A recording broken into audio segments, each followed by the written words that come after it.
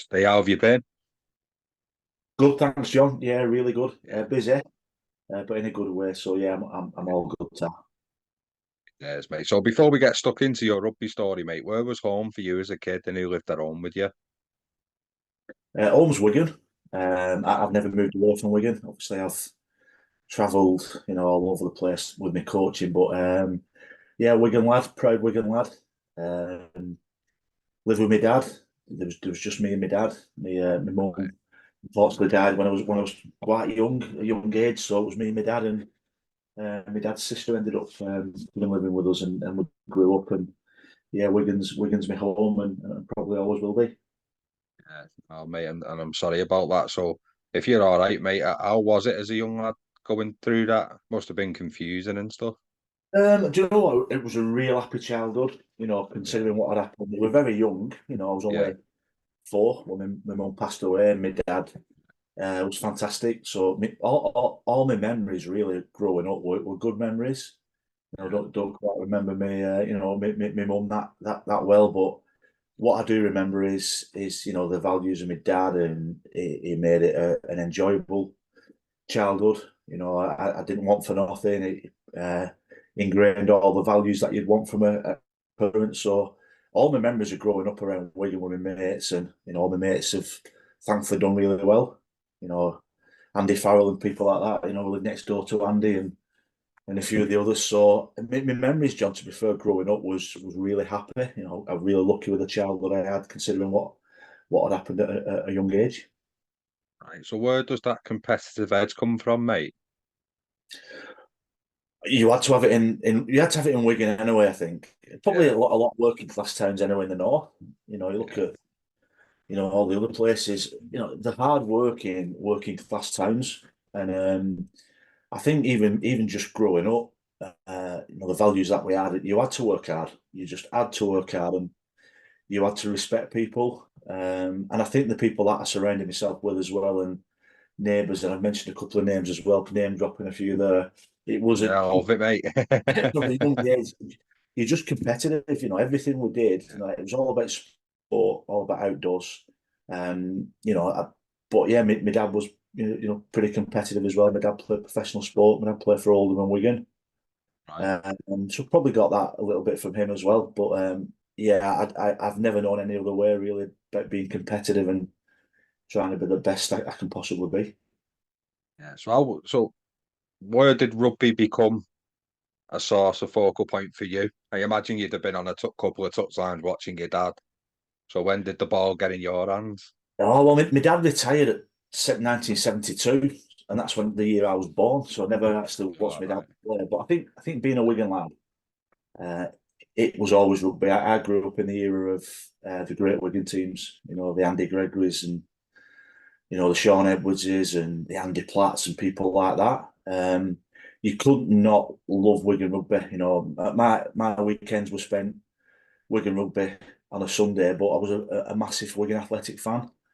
I've always So you're been. proper Wigan through and through, mate, both Yeah, sports. Yeah. that's Wigan lads. Yeah, so from a very young age, I think probably 9 or 10, I used to go watching Wigan Athletic on a Saturday with one Okay. of my dad's mates, and then it was Wigan rugby on a Sunday as well. So I love both. I just love love my town, very proud of my town, and both the football and the rugby have been a massive part of my life, really. Right. So what club were you first involved with and how did it come about, mate? First, well, I was a footballer, John. My Right. first thing was, I played, believe it or not, for Wigan for the junior Lactics team. So I was a footballer leading up to probably second me middle school. It was then secondary school. So I'd never Right. touched a rugby ball.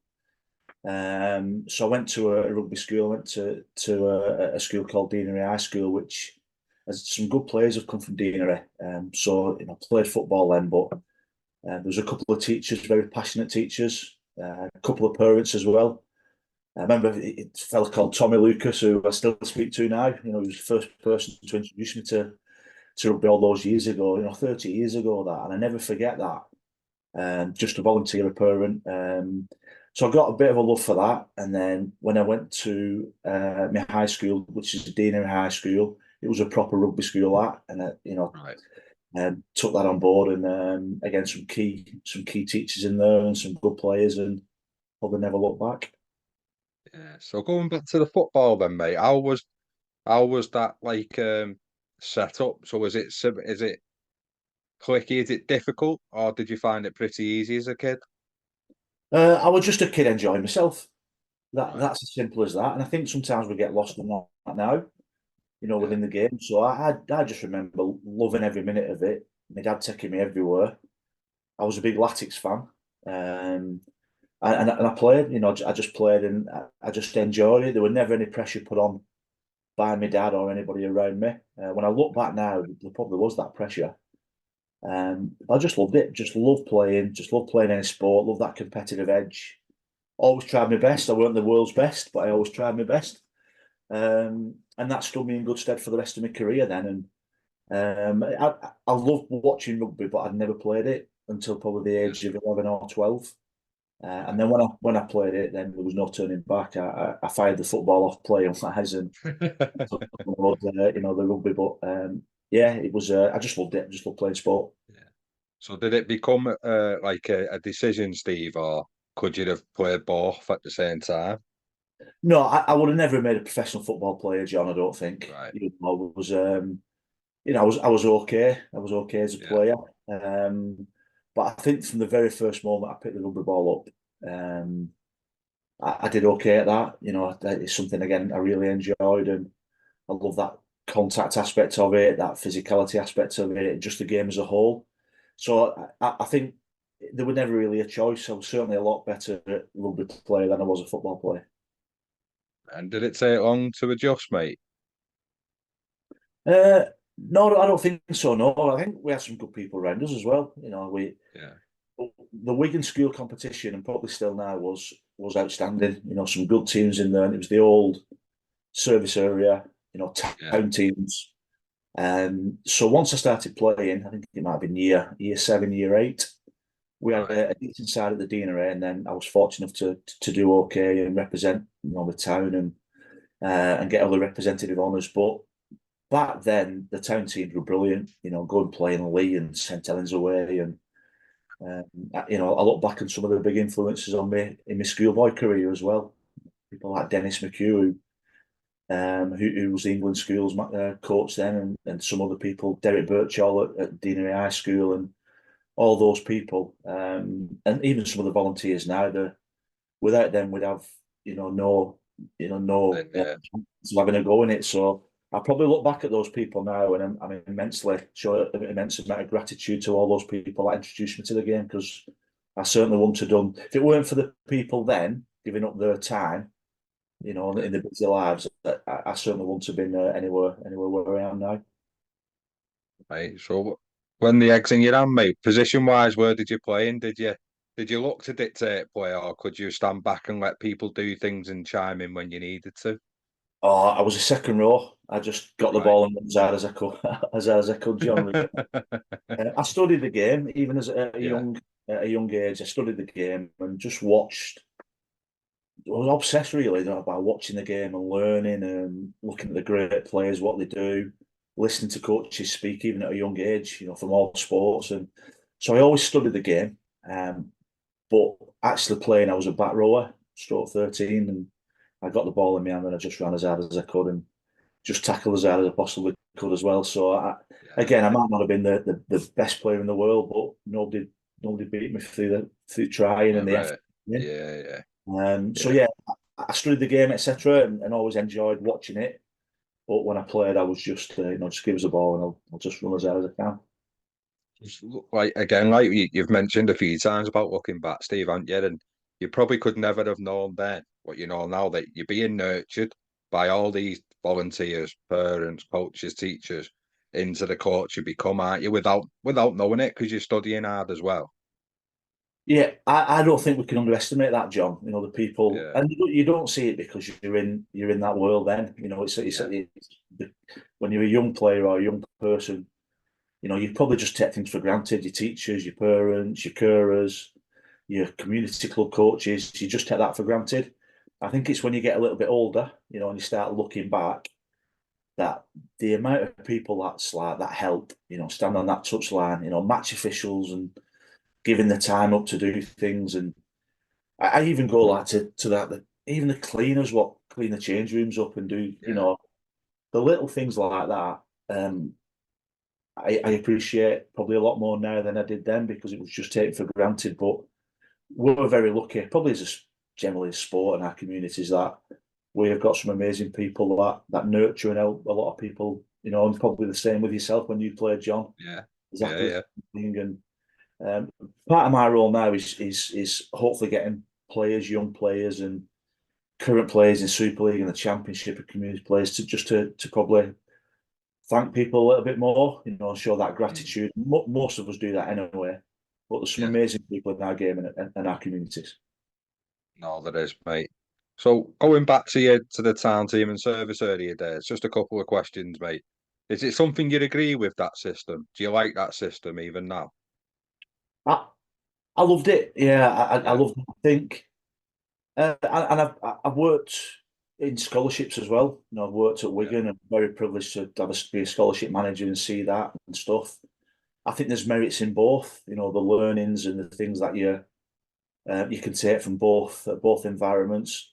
Looking back from a service area point of view, and then town teams, we I stayed at St Jude's, my community club, all that time, till I was 18, 19, and we had a really strong schools competition, champion schools, and we had a really strong town team competition as well. And our community club was really strong because everybody stayed there.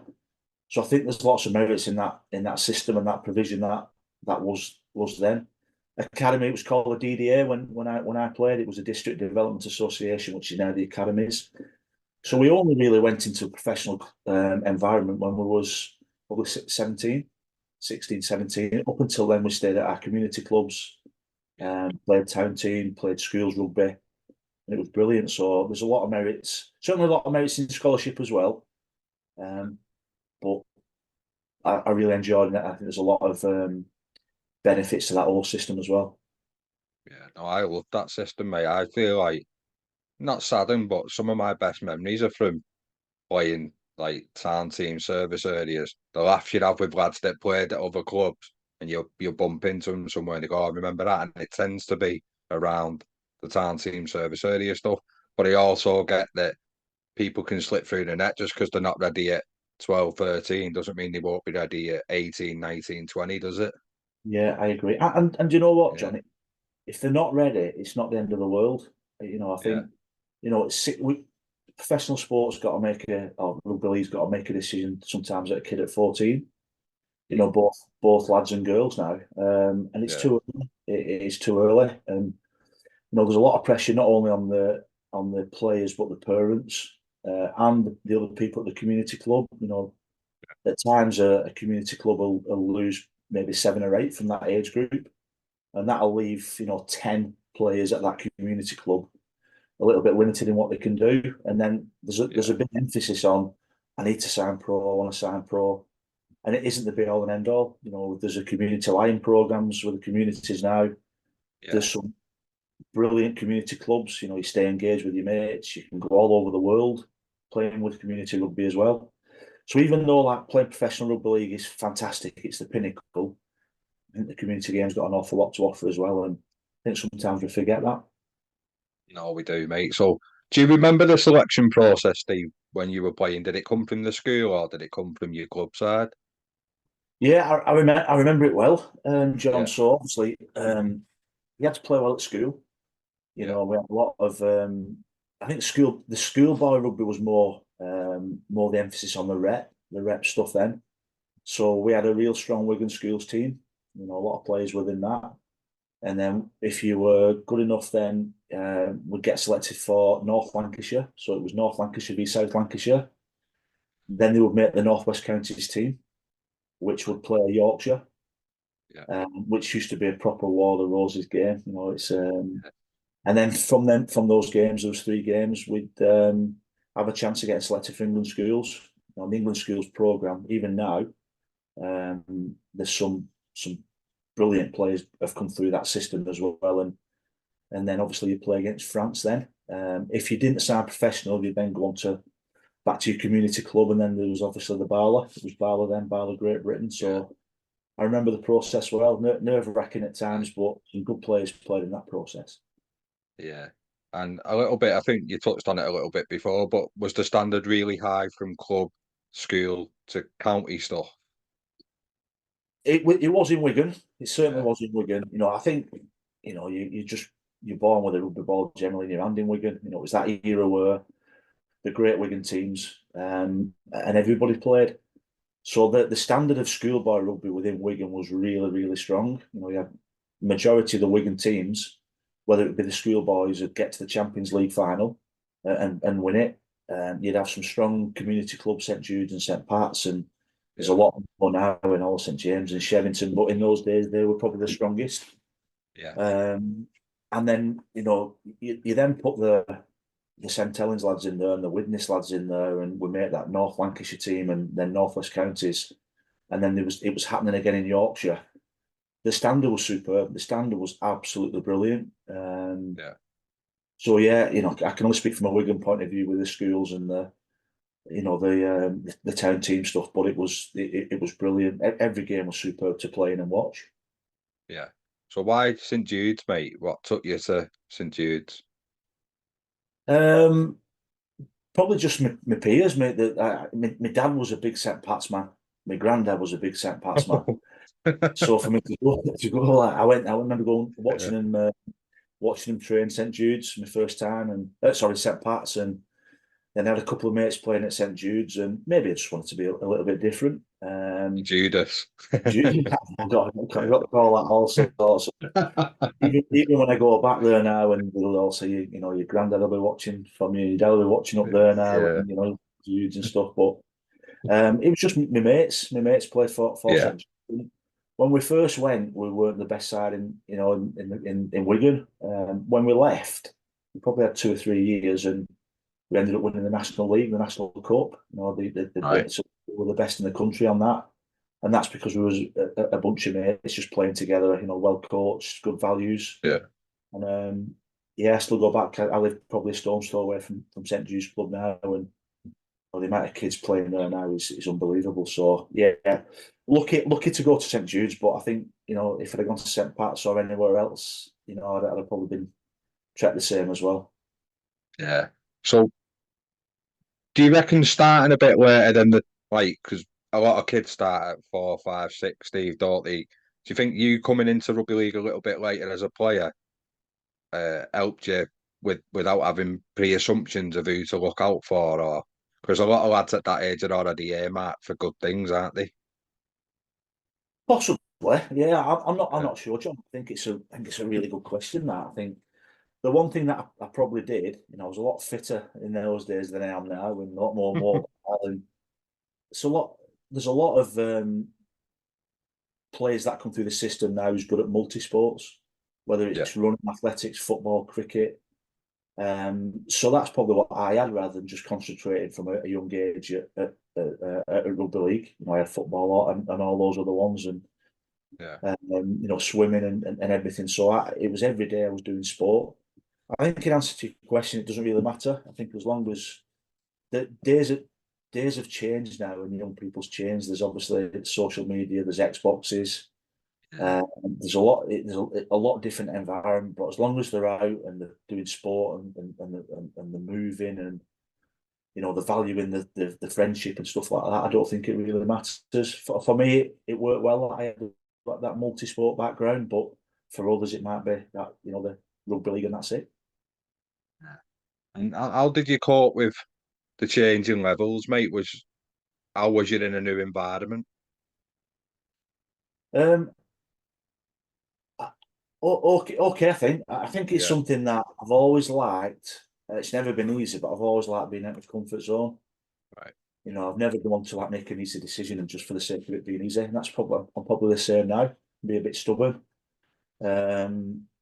So probably different environments, new environments, and new challenges. I've always enjoyed.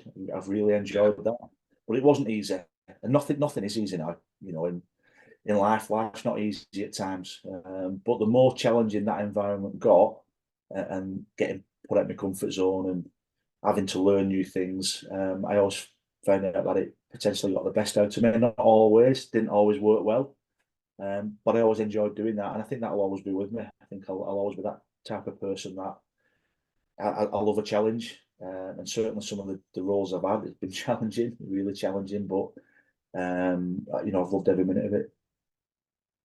and stuff, mate. So during school, was you just purely rugby league, Steve, or did you play both courts? No, I was just rugby.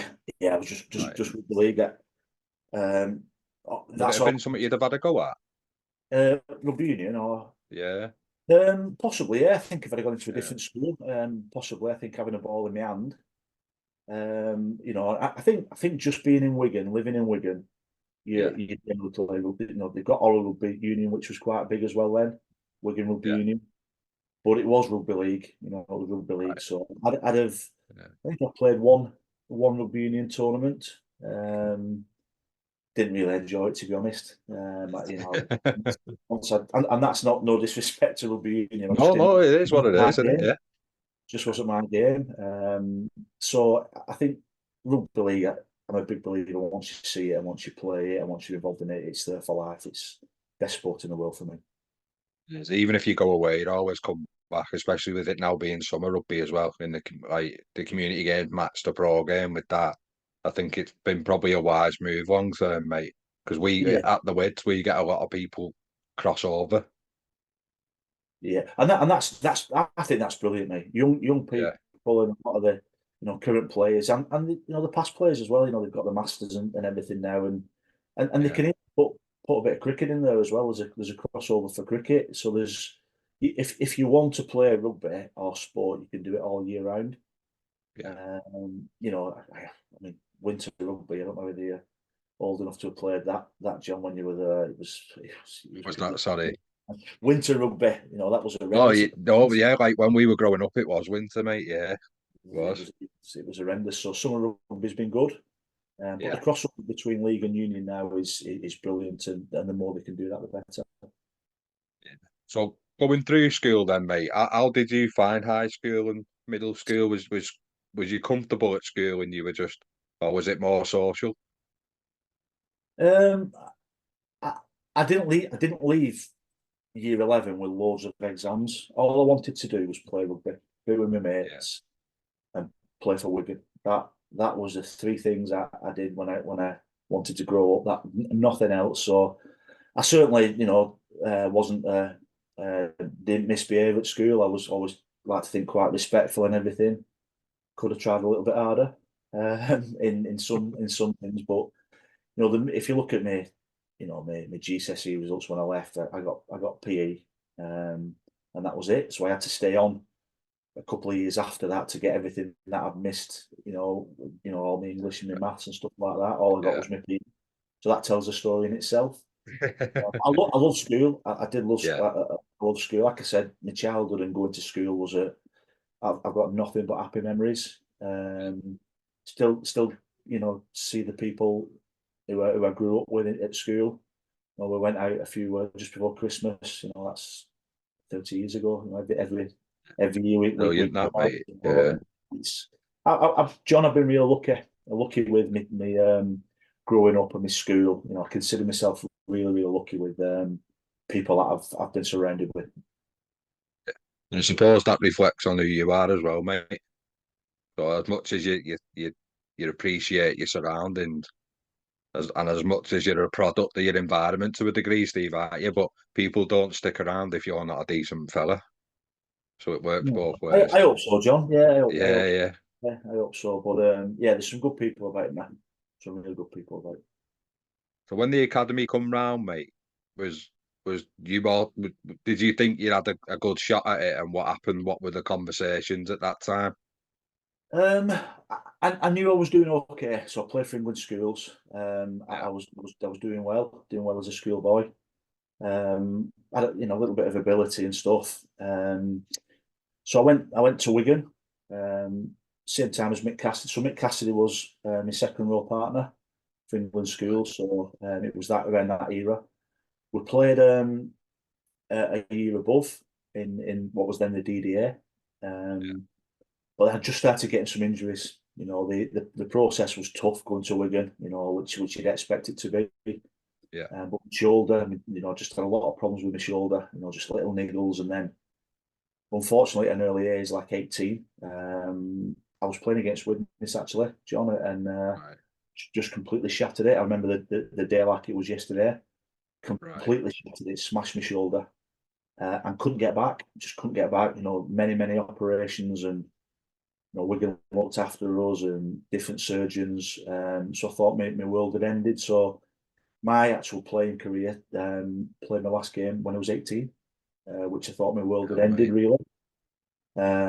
But again, that experience didn't seem it then. It's probably stood me in good stead with the role I'm in now. But my world fell apart when that happened. So how had you been injury wise before that? All right, yeah, good, Yeah. good. Yeah, But it's typical, that, isn't it? just the odd injuries, and ironically, it's what my dad finished with. My dad finished with a shoulder, same Right. shoulder. So it might have been in the gene, might have been the genes or something like that. Yeah. But I were great. You know, no, you Yeah. can never say that I would have gone to the heights of played first team for Wigan and further. But you know, you did feel. I did feel that you know, my world had ended. Like I said, it was devastating, absolutely devastating. But again, I had some good people around me. Yeah. But at the time, it was tough. It was tough that. But you have to crack on. You just have to crack on. It wouldn't have been through lack of effort if you hadn't have hit them hefty heights, mate, as a player, would it? Like you said, work rate was like key to everything you've done, and I imagine it still is.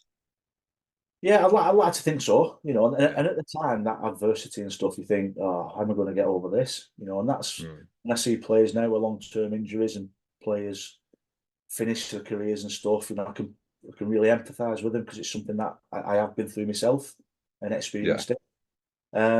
But again, you know, it's something that probably from my dad, you know, you just got to, you know, keep going. You know, something else will crop up, another door will open, but you can't just wait for it. You can't sit and just wait for things to happen. You have to go and chase it, and that's hard. That's really hard when you're in a bit of adversity. Difficult, but you know, it's making that first step, whether that's speaking to somebody or going and having an interview somewhere or going to a different line of work or upskilling. The difficult bit is that first step, but once you do it, then doors will always open. Must have been like such a tricky time, mate, because that age is difficult as it is. You're about to come like an adult, that you're a young adult. You think you're on the verge of a career that you've dreamt of. Yeah, well, all I'd wanted to do since I was Yeah. probably like, well, from 10 when I came into the game was to play for Wigan. You know, was to play first team for Wigan. You know, I remember Wigan v Manly, the World Club Challenge when they beat Manly and all the great Wigan teams, and you know, going to all the Wembley games and you know, everything. It was like it's amazing. You think I'd love to do that one of these days. I may never have done that and probably wouldn't have done. But you think, Yeah, God, but you may have. Yeah. yeah, you never know. Yeah. You never know. But again, jumping forward a little bit, you know, I'm really fortunate to have gone to Wembley with coaching and stuff like that, and, and, Yeah. and I probably appreciate the things now more because of what happened, you know, when I was 18. So Yeah. it's not a bad thing. Not a bad thing. And again, we will be touching on like what you've done next and stuff. But did it give you probably a little bit more joy when you've been involved with lads that have gone and done that because you weren't able to, and your outlook's obviously changed because you're picking up different things and delivering it in a different way through players. So was it always nice to sit back and go, I've had a nice influence on that group of young lads that have been, even if like they're 18th, 19th man, mate, what an experience it would have been for them. Yeah, I'm dead proud of anybody. What it sounds a bit corny, doesn't it? But anybody that succeeds in something. Yeah, So even like the teammates I had when I finished playing, they went on and had amazing careers. So we mentioned Mick Cassidy. You know, he ended up coaching at Widnes, and yeah. uh, Man, that was a so bit surreal. yeah, it were good, and Yeah, we have a crack about it now. We yeah, pass and stuff, and you know, I look at even like the year above me was Tez and Baz. yeah, So we even discuss that now and have a laugh about that. But I just really enjoy seeing people do well. And even from a coaching point of view, when you look back at my very first academy team when I ended up coaching, just want them to have a good life and good families. It doesn't always happen that way. Life's tough at times, but it's nice to be able to speak to them and be able to just reminisce on some of the things that happened all those years ago. Yeah. And then going back a little bit more, mate. So in them levels and getting into playing England schools, how was that, mate? Was that do you realise how good you are at that point? Because there's nothing wrong with understanding you've got ability, mate, is there? Um, you know what? You probably feel a bit invincible at that age. When Yeah. to to to, to achieve playing for your country and your county and your town. I think it takes some doing. There's not many do that. So it were good. We were probably more proud for my dad and my family and my girlfriend then, who's now my wife. So that's how long I've been with my girlfriend. So it was probably a really proud moment for them. I think we maybe, although we worked really hard, took it for granted.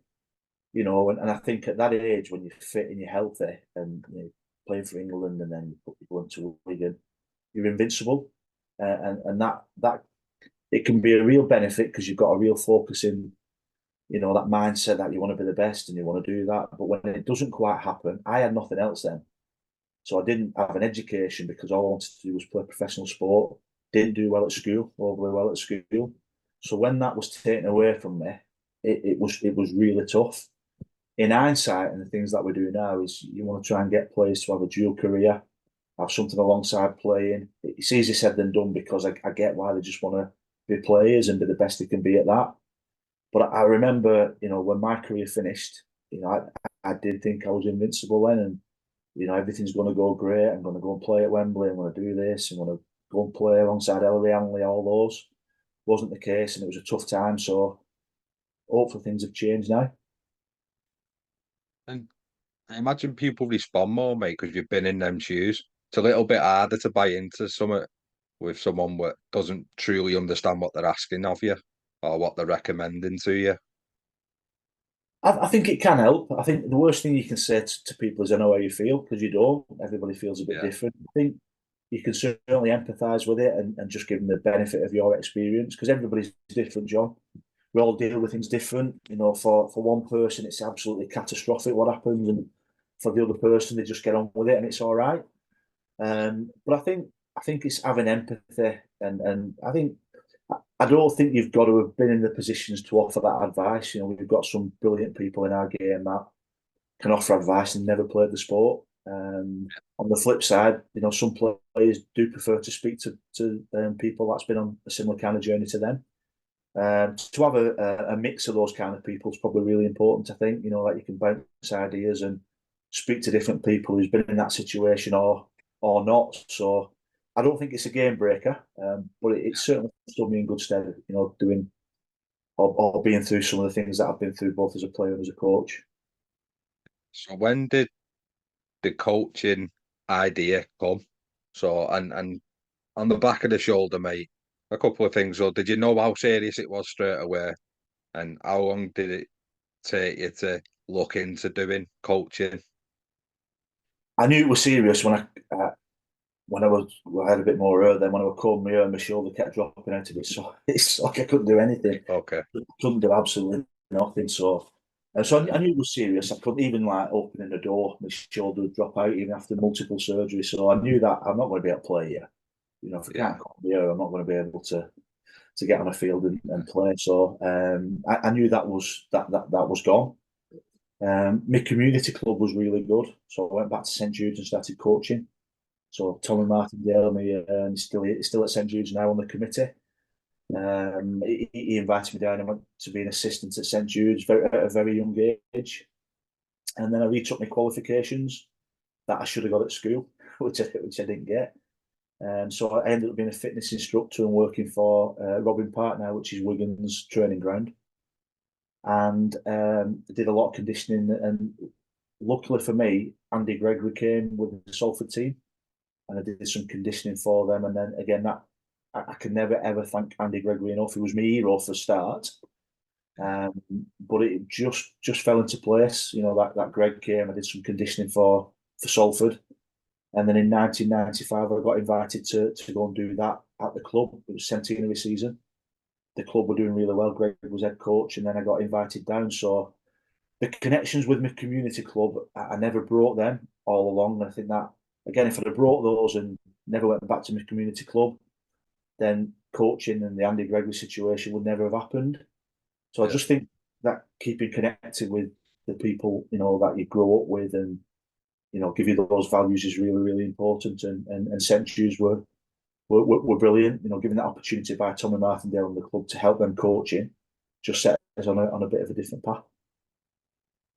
So how is it that an 18, 19-year-old lad, mate, walks into an open age dressing room, which can be a scary time anywhere, can't it, for a young lad, and start dictating field positions, plays, defensive patterns? How was it initially, and how do you think it helped you develop?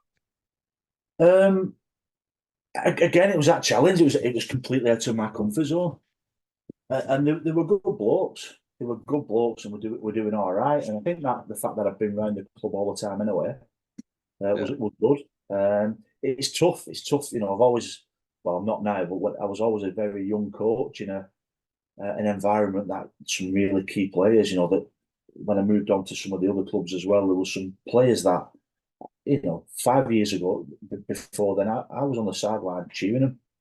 You know, so there can be a bit of an imposter syndrome in there, you know, which is really common in a lot of people. You know, I shouldn't be here. I don't deserve to be here.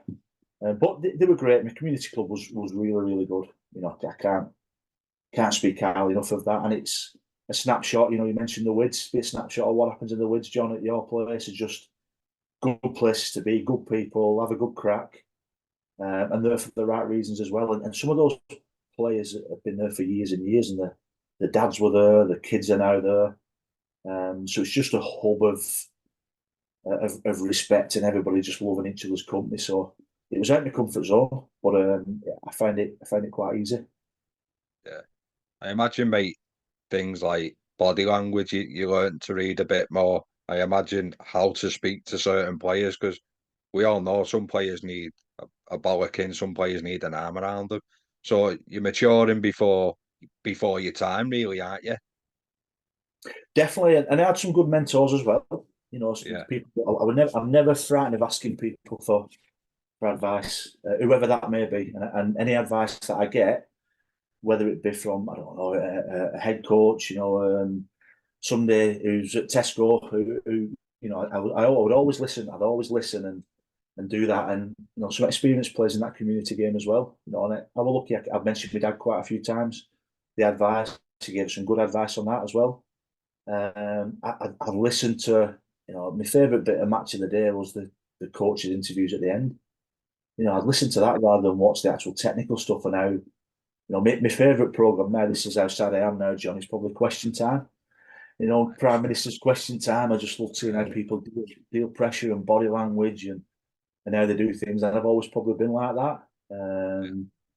So yeah, it was an interesting time, and I think there's different ways to coach and be a leader. You know, dictatorship and telling people what to do. I think those days are gone as well. And Yeah.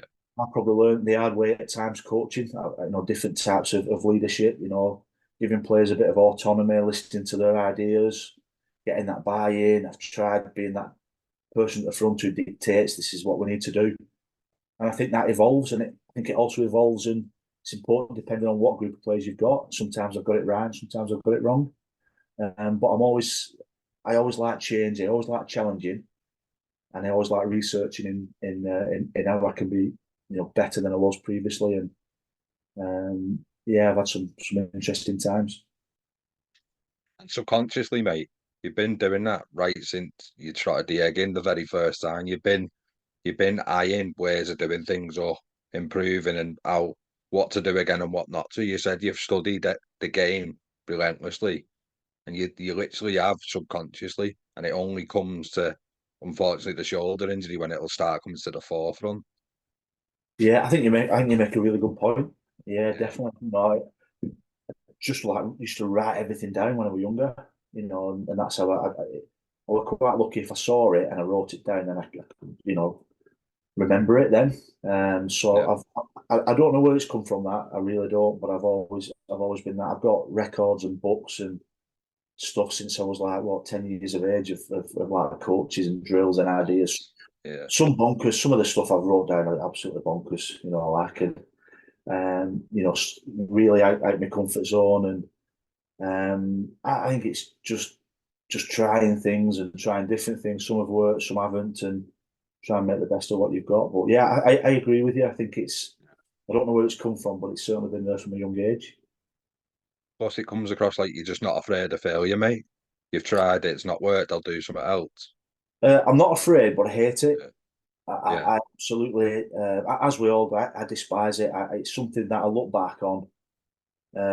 Somebody always said to me, and it was a coach when I left Widnes. It was a coach. I went visiting another Super League club, and he said to me, "You've got to enjoy winning more than you hate losing, else the game will have you. You won't last long in the game." And I've never grasped that. I still don't do that now, even though I don't coach. I Like never it though. I never really enjoyed the wins because you're just thinking about the week after. You'd enjoy it for an hour, and then you're thinking, right, I've got Lee next week, or I've got Tonga the week after in a World Cup. So I never enjoyed the win.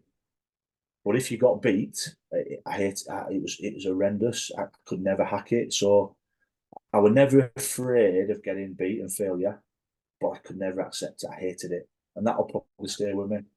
Stay with me until my last Yeah, breath. no, I Really, do like that. Yeah. The only other thing I'd say to you, mate, is not like I imagine you don't like hate like losing in any form, but was it easier to accept when you could understand your team had a right go? no. No. Honestly, it was like Yeah. I remember going seeing that when I was it would have been at Whitehaven, so I went to Whitehaven, Yeah.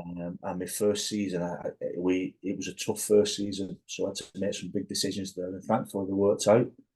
So I went seeing a sports psychologist. I didn't want to, but somebody said go and see him, and it was really good for me. They were really good for me, and he explained about the delegating and preparation and stuff, and I still do things that he recommended. I would even hate it more if opposition didn't see the best of one of my teams. I hated that lack of effort.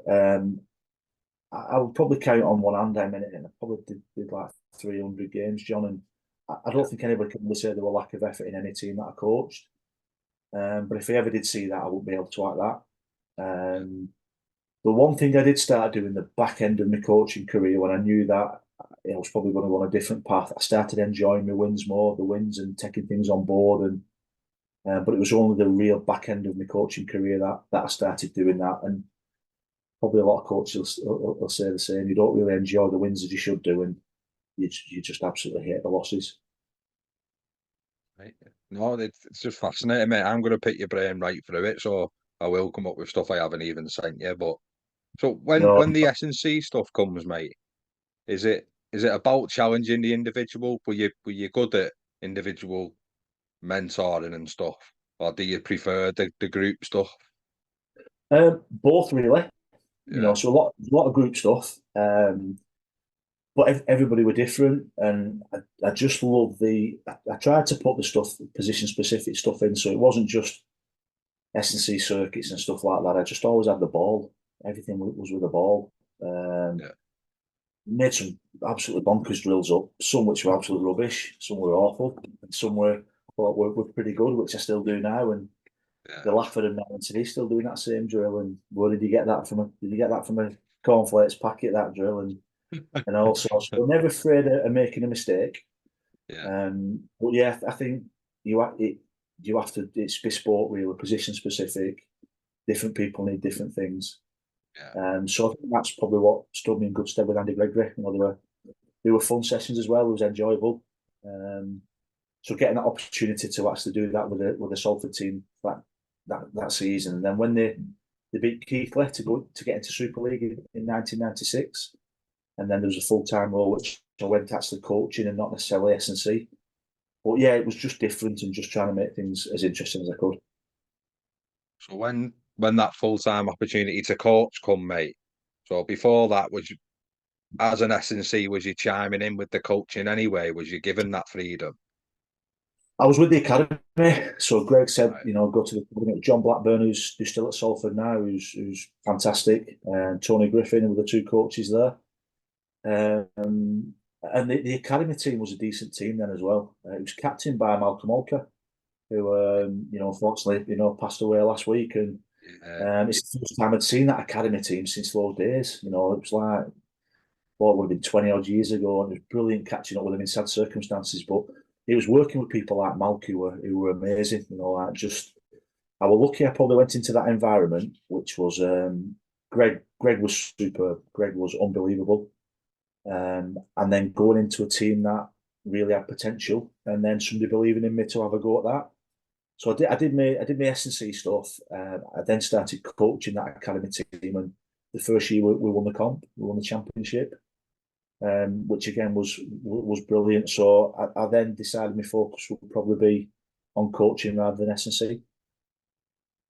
so how did that chat go? Were you more than happy with that, mate? I suppose a trophy helps, doesn't it? Yeah, yeah. It was a no-brainer. It was a Yeah, no-brainer. We had a couple of good S&C people already at the club, and I got that bug now for coaching. I'd done a little bit of St Jude's, and I'd enjoyed it. Really, really enjoyed it. We'd won, which always helps. I don't yeah, think we got beat in many of them games that year. I enjoyed working with the players. I think at that age you can still have an influence not only on what they do on the field, but their lives in general. Great to see them now.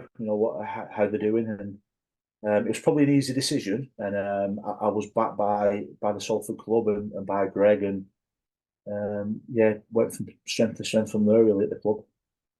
yeah. So a couple of things, mate. How do you keep uh, what was your squad size? Would you say 24, 25? Yeah, yeah. How do you keep that happy? You can't. You Yeah, just you can't do that. I think all you've got to be is honest and consistent and the feedback. And if players who weren't getting picked or were not getting picked were happy, then they're in the wrong they're they're in the not wrong right. Yeah, yeah, career really. So I wanted them to start knocking my door down and saying why we're not playing, and because they always expect that we should be playing, and ultimately it's the coach to decide who does that. But as long as you've got evidence behind the decisions, they don't have to agree with it. Hopefully they'll respect it. And then sometimes you've just got to make some really, really tough calls. And I don't think a lot of people say it's best job in the world coaching and being a head coach. It is, but it can be a really lonely job as well. Long hours and a yeah. really, really lonely. Lucky situation we're in. But it's impossible to keep everybody happy. Absolutely impossible. And one of them conversations at the back end of a season when lads are being let go of. How do you cope with that? Because I imagine it's great to tell someone you're the future of the club. This is they want to keep you. But on the flip side, which people seem to forget, you've also it's a fine like minority of lads that really kick on. Most Really, of your chats are uncomfortable, aren't they? Sorry, really, mate. really tough. Sorry, John. Yeah, Yeah, interrupted. Really, really tough. Two things really. So when I was head coach coaching, in Super League and the Championship, that's really tough. I didn't always get that right. Not for the right reasons, or not. I just the process probably could have been better. And I speak to some of the players who will let go. Certainly at Witness, I look at certain individuals, and it wasn't the process wasn't great. It wasn't done on purpose that way, but they found out in probably better ways. When I was at Wigan, I learned so much. I was part of players not signing and letting the parents and the players know, and I learned so much how to do that. About the evidence, being really transparent, loads of appraisals. I think I've always been honest, but just the yeah, process was really, really important, and that's something I'm trying to instill now at clubs. In my role as what I'm doing now, that if that's not done right, that has a massive impact on that player going forward, both personally and professionally. And again, I haven't always done that right. I've always done my best. But if I knew then what I know now, I'd have probably done things a little bit different. But that has a massive impact, that, and it's an awful job. But all you can do is honest, and it's professional sport, John. You know, it's It part of is. the It's role. cutthroat, mate, You isn't have it? to do it. Yeah, you have to do it. Yeah, But if it's yeah. not done right, it has a massive impact on it. If it's done right, it has a massive impact. But if it's not done I was right, gonna say that. Yeah, so yeah, it's a tough part of the role. That and yeah. one thing that we had to do it, but I was never comfortable doing it. Like we've said a couple of times, mate, hindsight's a really nice thing, isn't it? Yeah, it is. I don't think I got it wrong many times, but a couple of times I did, and maybe could have handled things a bit better. I look back and thought, I wish I'd done that a little bit better, but not through the lack of being honest. It was just the process. But I think it's a lot better now, or it should be a lot better now in professional sport. You can't please everybody, and you have to release players, but it's got to be done the right way. Also, not that it's easier, mate, because I've no doubt it's not. But you know, when you're doing it at a younger age, you, you can relay us. I'm guessing that the door isn't shut, is it? I suppose the elder fellas and women, like you said, the game's really kicking on now, and looks like quite a few clubs are going full time, aren't they? So when they're in the mid to back end, they might feel the world is ending, but a young lad, you can paint the bigger picture, can't you? The community club can really kick them on to coming back through the semi-pro game. It sounds great, that, and I agree with you. But Yeah. again, it's probably the same. So when my career was finished through injury, Mm. obviously I knew it was very like bang, that was it. I Yeah. think when you're releasing a young player, they feel the same because all they've wanted to do, they might have had a scholarship for 2 years. They've lived and breathed it. They've gone. It's a tough time anyway because of their exams. So they've got all that pressure around them, and it's really really tough. It's interesting that they're looking at something what the EFL do, the English Football League, and they track everybody that's been released from clubs for 3 years after they've been released. So rather than when you release a player, I don't like the word release. When you deselect a player and they don't Yeah. go further into a club, um, previously sports and players have said they've just been cast aside. I think rugby league's doing that a lot better now, where we're looking after players, but the EFL have got that tracking system, so they can see where they go. Do they go back to the community club? Do they go into education? Are they still playing? And that's something I'd certainly like to bring into our game. But I think whenever they get told they're not going to be kept on, it's a tough call. That a tough call. Especially immediately, mate. It is like a crash, isn't it, for them, I imagine, mate? I think the big thing, John, with that is certainly at Wigan, it wasn't a shock to him. So we used to have a lot of appraisals, 3 appraisals minimum per year. Yeah. So on that last meeting, it wasn't a bombshell. They could see it potentially coming and why. And the big Right. thing is they were given opportunities to improve and potentially get that contract. So whether it's S&C, whether it be well-being, whether it be school, whether it be attitude, whether it be ability. So on that last meeting, it wasn't you've been getting told you've been doing fantastic all year, but then suddenly you're not getting a contract, and then they say, well, you've been saying I've been doing great all year. So it was really, really transparent, and Matty Pete was probably the best I've ever seen at doing that. The feedback he would give, and it's no surprise that Matty's doing what he's doing now. And I learned a lot off Matty as far as that process. Yeah. No, he comes across like a great fella as well. He's pretty direct, but sensitive with it, mate, isn't he? He's a clever bloke.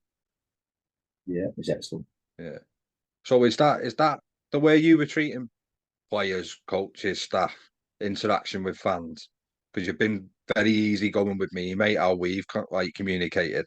Was that how you'd have liked who you played under to have been with you? Is that why you find it? Although you've got it wrong less than a handful of times, mate, which it will happen. You're human. Do you treat them like you'd want to be treated? I'd like to think so. That's how we were brought up. Um, Being in the position of being the head of a club in our communities is a massive privilege.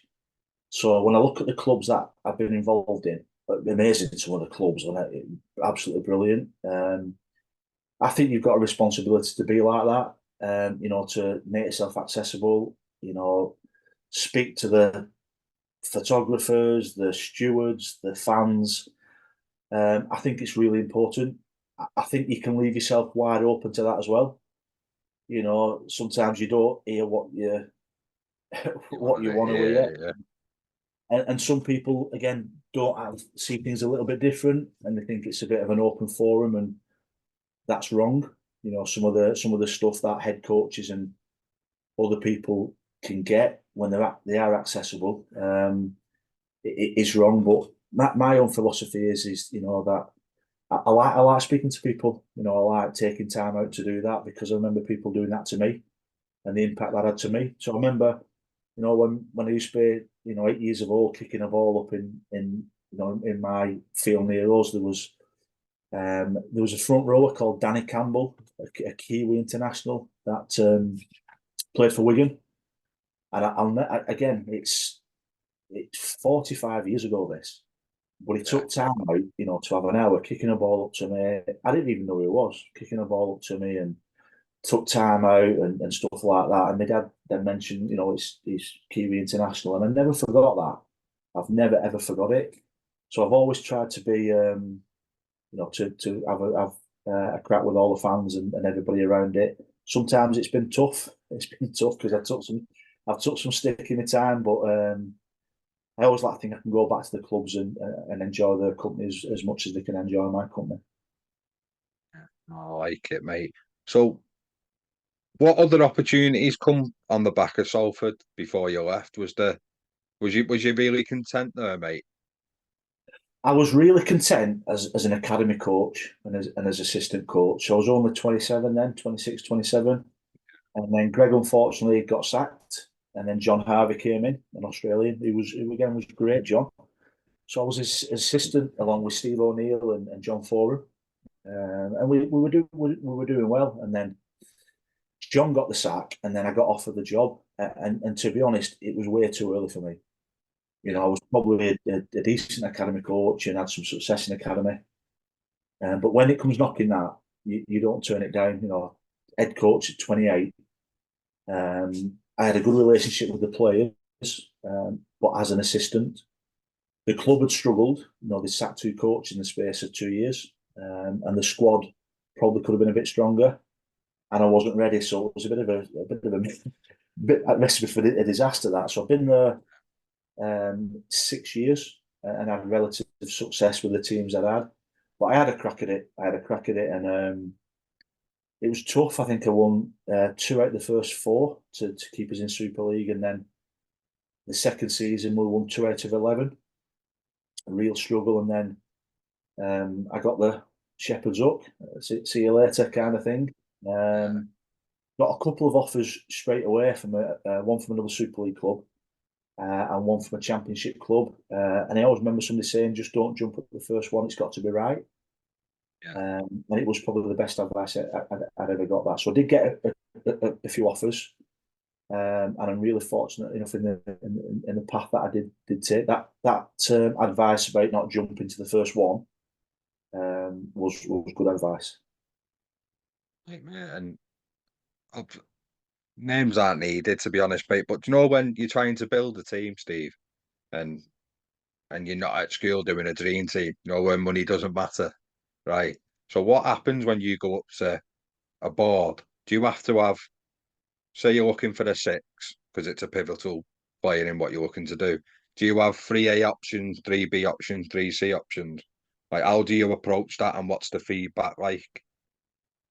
I think you've got to know what you've got to have a style what you want to play. And again, I've chopped and changed around different styles. Being conservative in a lot of teams. I've like to throw the ball around and stuff like that. So the first thing that you've got to have is they've got to be competitive, no matter what position they play. They've got to have that fight in them, that work ethic, run through a brick wall, and we've got to be very, very hard to beat. So that's the first thing, you know, and that's probably the requisite of what I look for. You mentioned about standoffs and key pivots in that. I was probably the other way around. I probably went through more front rowers And Platform layers. yeah, Yeah, that's your engine room. And then you've got your sparkle and your spine of your team, your fullback, your 6, your 7, your 9, your 13. But I think it's just important to set out what you exactly want from your team, and tough hard to be, run through a brick wall. If we were playing against one of the teams tomorrow that I coached, I wouldn't want to be really want to play against them, because I know it was going to be yeah, a tough slog. And then obviously there's budget constraints, etc. What you've got to look at. And then obviously the younger players within who you've already got. I look back again, and hindsight's one of the things. Maybe I've been braver putting some of the younger players in a little bit earlier. I know we spoke off camera, yeah. didn't we, about a couple of those. But I think you've got to have that philosophy, and it's really important, the relationship between the chairman or the CEO and the head coach. You know, when I was at Widnes, I had five different chairmen. It was, people don't probably realise, you know, we did okay in a lot of things and stuff, but it was, you've got to have that stability. You know, Whitehaven, I had that stability at Swinton, a couple of other clubs. It was all over the place as well, and I think that's crucial. I think having that stability and that faith is really important. And then how do you find like I appreciate there's contacts everywhere, Steve.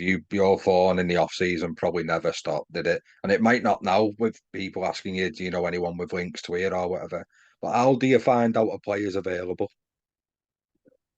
Exactly, just through contacts. So you've got Yeah, agents, obviously, agents in the NRL, rugby union, um, players. Players are probably, you know, the relationships you've got with players, whether it's the mates or people they played against, against and stuff. First question I would always ask, John, is if they're just a good bloke. You know, that was a thing. You know, sometimes you've got to take a punt on people because it's the lateness of recruitment and stuff. But the first thing I'd look at, and the first question I would ask is, are they a good bloke? Are they a decent bloke? And again, you don't always get that right, and sometimes there's some rough diamonds in there as well. You have to give a chance to. But it's networking. I think you've just got to network. There's scouts everywhere. You know, you read papers, and I think the key is you've got to look at the players. You know, you never get sent bad videos of players from agents. I can imagine. I've never had a bad video yet of Yeah, asking for you to sign them. So you've got to do some digging as well. You know, you've got to look at them yourself and get to know the character a little bit, and vice versa. You know, you might just not hit it off. So I yeah. think that's really important. Don't just go off YouTube footage. You know, you've got to get inside and know the person a bit more. You know, their ability both on and off the field. Coaches quite good like that with each other, mate. Like, will they be pretty honest with people and say like, yeah, you've got a player there if you can get hold of him and that. Yeah, I think so. Yeah, It's got better. It's definitely got better. You know, I think it's a small community. You know, we are based in the northwest, and obviously there's London, there's Catalan as well, and we, you know, I still go to the head coaches meetings now, Super League head coaches meetings and Championship and League One. And I think they get it. You know, sometimes they don't give much away because it's direct competition. But yeah, if you ask a direct question, the head coaches are pretty honest. You right. know, tell their opinion on something, and that's why, you know, it, the circle of trust in our communities is really really tight. So generally, if you ask a question, you get a reasonable, honest answer from them. Right. And you know, like you touched on before about you've dipped in and out of some clubs, mate. A club's quite open like that. You see it a lot more, like you said, because of social media now, like football coming into rugby, like Stuart Pearce, Pep, rugby union and rugby league working together. Like what long he's been doing the last few years. Was it a bit? Was it open, but not as much back when you were doing it, or did you see that relationship blossoming? No, it wasn't open when I first No. saw it. Definitely wasn't. David Waite was a really good influence on me. You know, Great Britain coach then. He helped us with a lot of things, but I was young. I didn't really have any mentors. Um, I remember going on tour with Mike Gregory. I was his assistant Great Britain tour, went to France, and in the space of 2 weeks, I learned so much from him. I think it's definitely changed now. So where clubs and coaches built walls up around them and us, they've all been knocked down now. Not all of them, but majority has been knocked down. So we spoke about Matty Peake previously and Tony Smith and other sports. I think the value of learning from each other and discussing stuff, and it's tough. It's tough being in those roles. So you will find now a lot of Super League coaches and the other coaches mentor each other and pick a phone up on a Monday or a Tuesday and ask questions and stuff.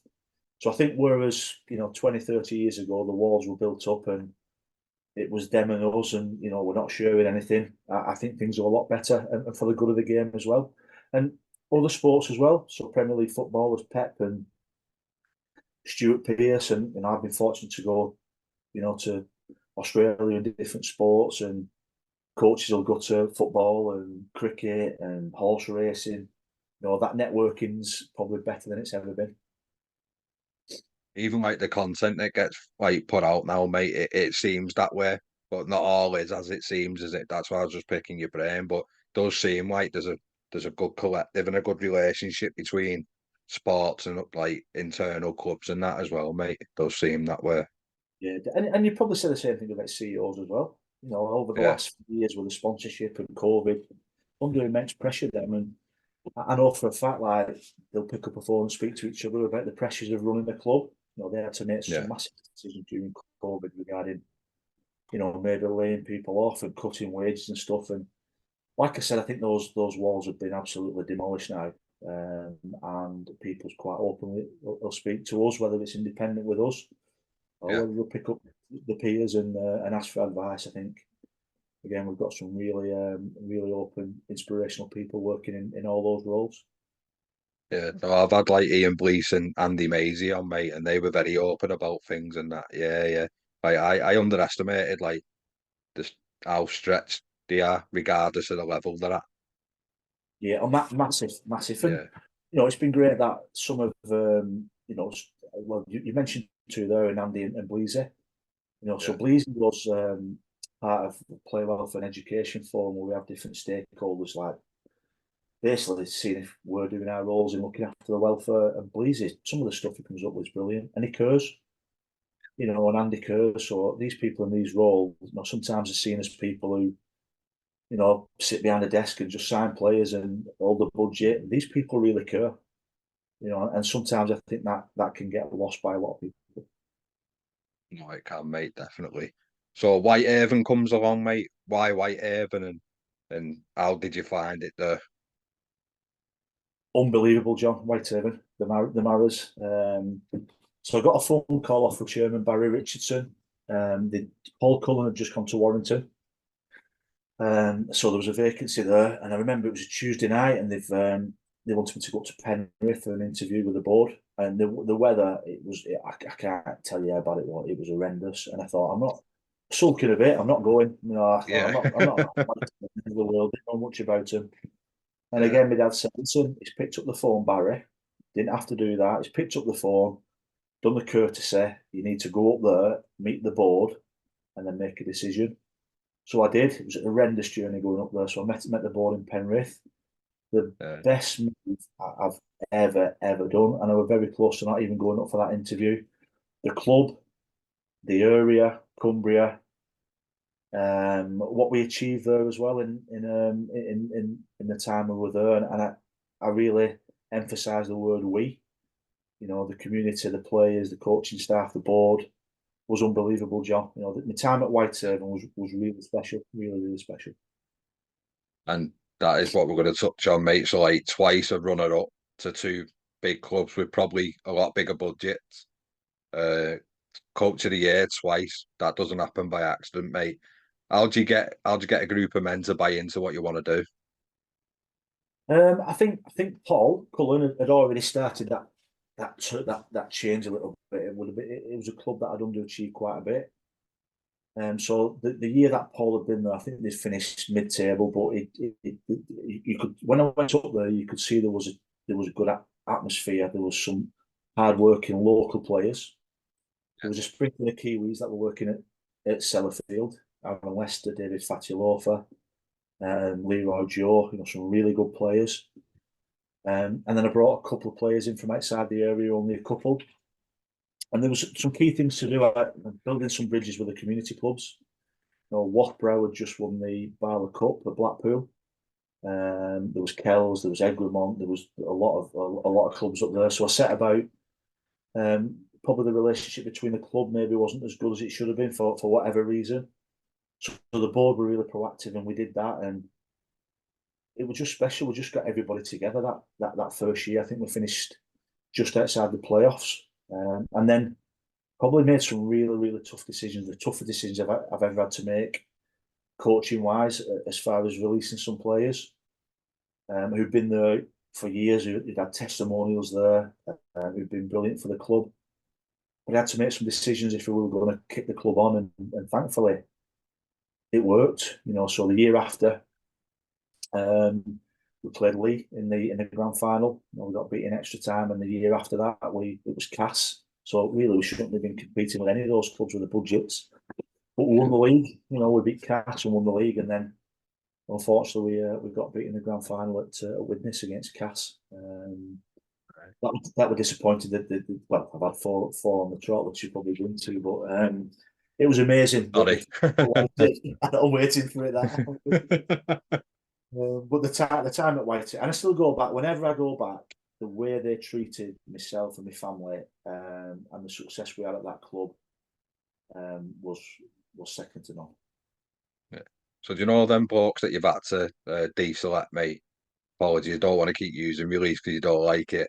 But the blokes you've had to like deselect and deregister, did they understand that had to happen for the club to move on? No, not really. No. Not really. I was honest with them, Yeah. and coupled with my gut feeling. And the thing with a community like Whitehaven as well, that is really close. So I think Wigan's close to the community, and Widnes is close to the community in Swinton. Whitehaven and Workington is, Barrow is really tight. Yeah. And some of these players have been there a long time and given the club fantastic service, and could have carried on playing for Whitehaven and played well.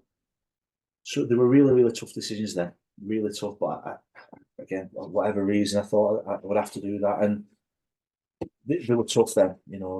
Not only for them but the families as well. Their lives, and the families' lives was Whitehaven. Going down to the rec on a Sunday and watching the sons and husbands play. So I was probably lucky that I lived outside the area as well. I didn't live in Whitehaven. I travelled from Wigan. I think that would have been tough, being in that environment. But I was confident in my decisions. I was backed by the board, and the couple of years after that, probably the decisions were probably right, but they could have gone the other way as well. It was tough. Yeah. It was tough. And not to put words in your mouth, mate, but when the time come to move on from Whitehaven, did you possibly feel you took them as far as you could take them with the resources that were at hand? Well, they had another couple. I think they had another couple of seasons left in them. Whitehaven. I think two reasons why I left Whitehaven was I was travelling 1,000 miles a week, and that was my choice to do that. So I was getting paid to do that, and they couldn't. They bent over backwards, everything with regards to club supporters, etc. But I had a family as well, which they would come up match days and get treated like the royal family when they came up there. Yeah. But I missed a lot of their stuff, taking the kids to school and a lot of the stuff. So, and then it was Widnes, the Polo Widnes, massive club, great stadium. They'd just been relegated from Super League, and I probably needed a change, and probably the players needed a change as well for me at Whitehaven. So it was probably good for both of us, but certainly that team that I left at Whitehaven had a good couple of years left in them. And just before we move on to your spell at Widnes, mate, it's the bit like you said where they take the families to watch the game and life is Whitehaven, or it could be any club. I'm just using that because that's who you were at. Fans don't understand that, did he? Now you see pictures of like players with the kids and that with the jerseys on and daddy on it or mummy on the back. But there's more to just that picture than a Sunday, isn't there? It's the life, isn't it? It's a life Yeah. job. It is there absolutely. I'm lucky because and our coaches and our players were there. We're living the moment. But families that go to these games, my wife and the kids, I've got 3 kids now, 3 grown-up Yeah. kids, came to every game at Whitehaven, and it's their life, and they live and breathe not only the game, wanting to win and wanting the loved ones to do well and me to do well, but they hear everything as well, and everything that's said. And I'm not saying that it's wrong, but the pressure that families are under when they go watching the husbands or the wives or whoever that may be is immense, because they feel and they live and breathe every single second of what's happening.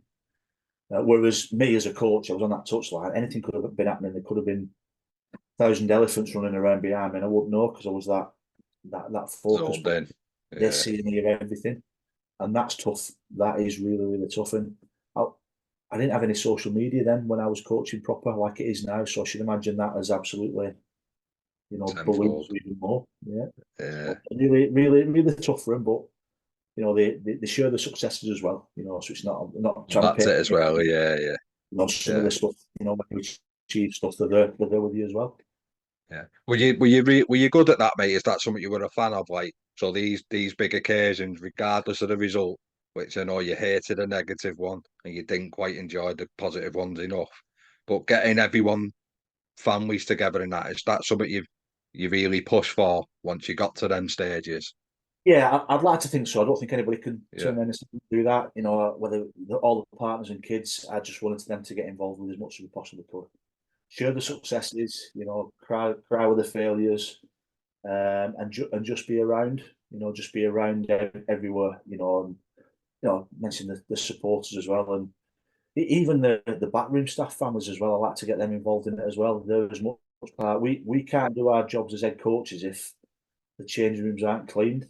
The kit man's not done their bit. The person behind the shop selling, souvenirs isn't bringing that money in to let us do our role. So I like to, from the chairman to the kit man, yeah. I always like to think that I respected those as well. And I think that's important. So families and all the stakeholders at all the clubs, I think you've got to get them involved with everything. Happy home, mate, as a productive player, a productive staff member, as productive coach, isn't it? Yeah, definitely, definitely. Yeah. So witness come knocking, mate, and like you said, it was the pull of witness and stuff. But was there ever any doubt about witness, or was it too good an opportunity? Plus, you saved a bit of petty money. I did save some petrol money as well. Yeah. There was always a doubt because I love Whitehaven that much. Mm. Genuinely, sincerely mean that. To leave Whitehaven was a massive wrench. But Widnes was a challenge. I'd watched the great Widnes teams. The Kurt Sorensens and the Martin of Fires and Steve O'Neills and Imosi Kaloto and all the great Wigan teams, Widnes teams, Jonathan Davis and everything like that. The stadium was fantastic. And then obviously they got relegated from Super League. I think Frank Endicott was the coach prior to Yeah. me. So when I came in, it was a big job. That it was a big job, big expectations from the club, the fans, as always, even now, um, expect. So it was a big job, and it was a tough start. I think I didn't have much chance in that first year to mold the team around. It was a lot of stuff, that a lot of players that had come down and got relegated with the club. So it was a bit of a tough start, Northern Rail Cup, but we slowly started, turning the screw a little bit, and we started to improve. But I certainly enjoyed it when I got there, but there was never a doubt. When I actually got into the club and into the stadium and stuff, that was the right decision for me. It's probably quite difficult as well, mate, because Frank was an agent as well, which some fans might not know, wasn't he? So a lot of them lads were on his book and probably looked after him a little bit. So I imagine a new face with new ideas might not have sat well with some. Don't get me wrong, I'm not after names and I'm not after like getting anyone involved. I'm saying that's a possibility.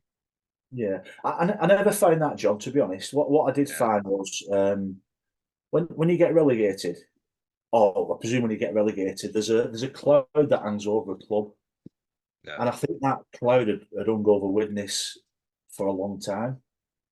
It wasn't the team that had beat Canberra at Old Trafford. But their memories are still there, and rightly so. And that's what Yeah, they are. that Yeah, game itself and unbelievable. So the expectations out of that club were that we get back in Super League, and that they were my expectations as well. And I don't think the squad was quite good enough to do that. Quite good enough to do that, and maybe me as a coach and stuff maybe could have done something a little bit different as well. But it certainly was a club with Tom Fleet was the chairman. What a lovely man, and Tony Chambers, two people that yeah, gave me a great opportunity, fantastic opportunity. And then it was just throughout my time, probably at Widnes, there was quite a lot of instability around it. But we did okay. We just didn't win the two big games. When I say just didn't win the two big games, they were big games, those. But I always felt as though during my time at Widnes, the players and staff did some good things as well. And I think maybe people looking back now, might hopefully realise that as well. That we played some decent stuff and we did a decent job. We did a decent job there. it was one of them big games with Cass won it. Yeah. That was far too good a champ team. Like, not many people would have, like, just on the day, mate, they were unplayable at times, weren't they? And Bruffy was doing what Bruffy does. But They didn't see I the best think, of us, though, did they? They didn't see the best of us in that no, final. In no, both I finals, I don't, think. yeah. And that's what I was going to say. When you look on paper on that team we had, like, a lot of them went on, albeit with different clubs, but really succeeded, mate. So it wasn't, it's just unlucky. It just didn't happen, did it? That's all it come down to. I think two things. So I had four grand finals on the trot to White Yeah. Widnes, which we got beat, which again, at the time, it's like, Imagine, mate. Yeah.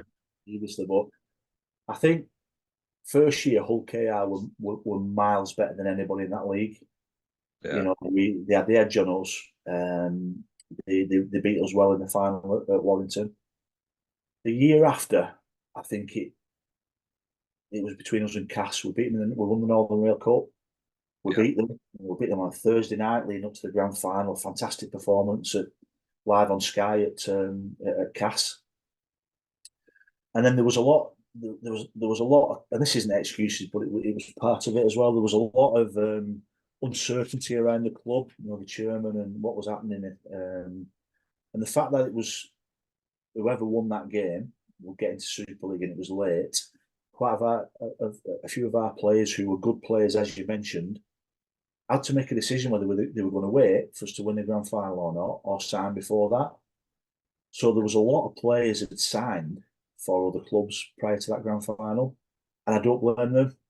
Looking after the future, because there was rumours about administration, our Also remember chairman. that, mate. Yeah, like win or bust, won it and stuff. Yeah, so players then, because of what was happening, those I thought we were a really good team then. We had a really good year, played some good stuff, won some great games, and it was nip and tuck between us and Cass. Just felt as though that lead up, probably 2 weeks leading up to that final, just we were shot at. Yeah. But fair play to Cass as well. They were fantastic on the day. They absolutely destroyed us in that final with Bruffy. And some of them players that were in our team that day went on to have some good Super League careers on that. And I just look back. That was the one that gets me most. I was disappointed in all my three grand finals, as you will be. But the one against Cass, I think, if everything was as it should have been, I honestly think we would have cracked it. But Cass were fantastic on that day. It must frustrate you, like there's no tomorrow when it's external. When it's out of your hands, Yeah. Not that all it gets external, by the disrupted. way. Yeah, not all external.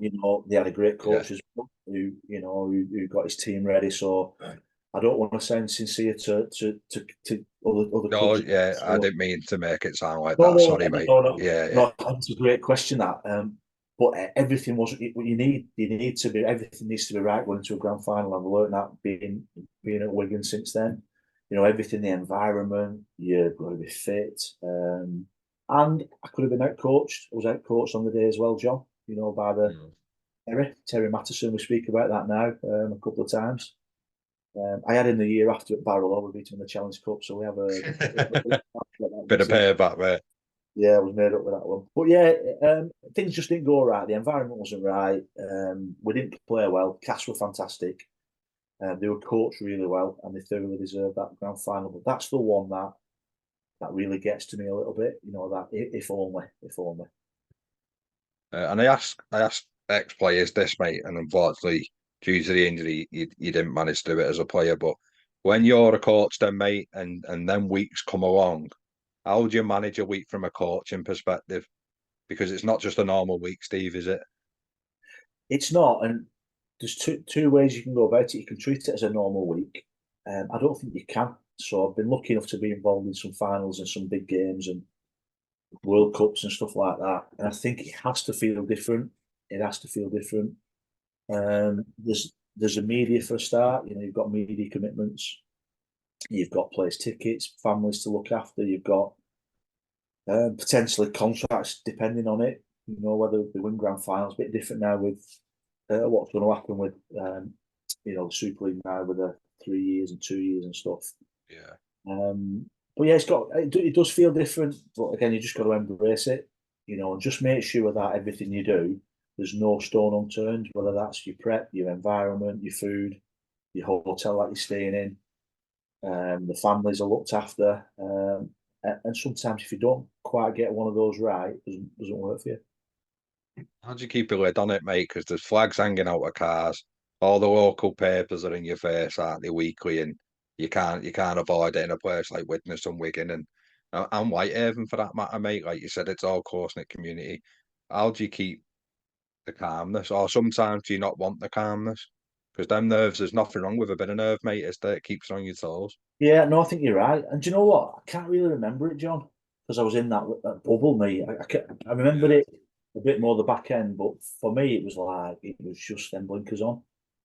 Um, so again, I wish I'd known then what I know now, to maybe enjoy that a bit more. But when you mention like the Widnes and the Wiggins and the Whitehavens, like that town was just bonkers for the week leading up to finals.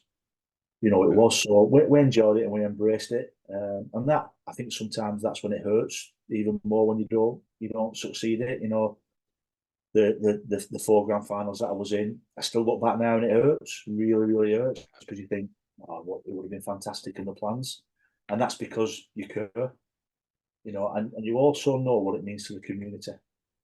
You know, I know that winning finals or whatever, when you go back to work on the Monday morning, you're buzzing. You know, I do that with Wigan Athletic now. When they win, I go in, I'm absolutely buzzing.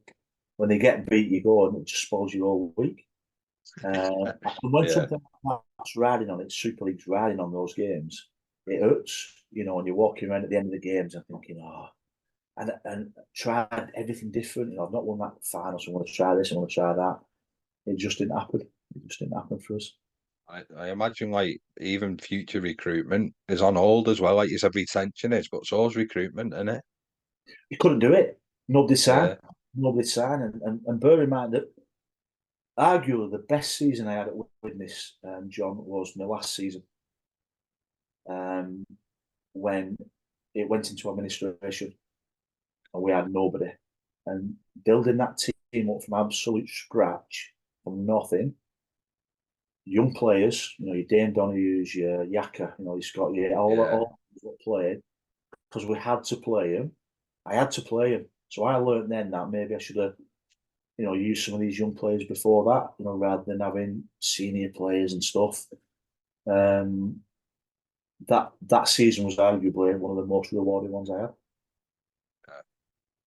No, it is, and like you said, it due to enforced circumstances, but a little bit of freedom maybe, and nothing really to lose. They, Yeah, I agree. I agree. yeah, Maybe the pressure was off. You yeah. know, maybe better than that. I think we got to the playoffs that year or just outside of the play. I think Halifax might have beat us. We won I think, our first 5 games. You know, we had a points deduction. Got everything. Should You have know, got a slipped, new contract then, mate. Should have went in instead of love yeah, everything. it. No, slipped up. Didn't I? Got sacked the year after. Um, but yeah, looking back, I think that was the most challenging. But throughout my time at Widnes, it was very interesting to say the least, but enjoyable. I didn't mentioned it yet, but you touched on World Cups and stuff. So the Scotland job, mate, how did that come about? First year at Whiteham, I got a phone call from David Waite, Great coach, asking did I have any Scotland heritage, which I didn't. I'm a proper Wiganer, English young Wiganer. But Bill McGinty had just gone to rugby union, and there was a vacancy there. I'd done a few national camps and been at Salford, obviously, and he just said, well, there's an opportunity for you. So that was 2003, 2004. So I took it, and it was, again, absolutely unbelievable. The experience I had, took me to the other places of the world, 3 World Cups and 4 Nations, um, and just enjoying myself with that group of players. That group of players were exactly what I wanted from a group. Hard as nails, talented, bonkers, big crackers, during camp, but very respectful, and tough to beat. And it was an amazing journey with Scotland.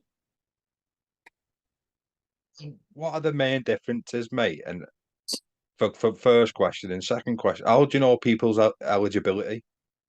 Right, how do you fathom that? The eligibility, you get a list from the RFL. So when a player signs a contract, they tick who they're Yeah, eligible. So right. grandparent rule, and it was a bit different. So you could sign an affidavit, which was you go to a solicitor and say that I'm Scottish if there's no evidence about it. We didn't quite do that with Scotland. I wanted to make sure that players played for the right reasons and were passionate about that. Even though I wasn't Scottish myself, I'm a proud Yeah, Englishman and I know my heritage. So we had a list of players, and then we got them all together for the first year. And then it built from there. We created an environment. We had nothing, no money. Facilities weren't great. We went in a hotel, but it weren't, wasn't great. We didn't have a yeah, lot, but we made the best of it. So that environment, what we created as a group, the word spread to Super League and NRL players and stuff like that. And thankfully, we started getting better players. 2008 World Cup. We went over there. We should never have got to that with the team we had. We played Wales in a double header. There was Yeston Harris, Lee Breers, all that, and we got through. Jamie Benn scored and Mick Nanning scored to get us through there. And then we went to Australia and beat Fiji in Blue Tongue Stadium and Jared Ain and it was like thinking, what's going on here? And it was just because of the environment and what was created by everybody. It was a fantastic time, and finished in 2017, so I had 14, 15 years in charge. yeah. Unbelievable times. Oh, good, mate. And how logistically, how does it all work when you head to the World Cup? And again, I imagine on the outer of the squad, there's a few difficult conversations to be had again, mate. Really difficult, yeah, really difficult. Because what you also have is you have a World Cup every 4 years, which is Yeah, media, Australia, the big games, and then in between it you have European Championships where yeah, domestic players can play, and there was a tendency to play some players through that, then just bring a load of players in for the World Cup, and just disregard some of those players. And I tried not to do that. There were some decisions I had to make performance-wise that were big decisions, and when like Lachlan Cook came and Peter Wallace and people like that, when I knew that they wanted to play and for the right reasons, then we'd do that. So, but some of the players who'd probably played 2 or 3 years leading up to that in the qualifications didn't get selected for the main ones. But I was just honest with them. That's all you can yeah, be. Fine balance between that performance and having the team that sticking with a team that's got you there. But it just kept evolving and it worked for us, John.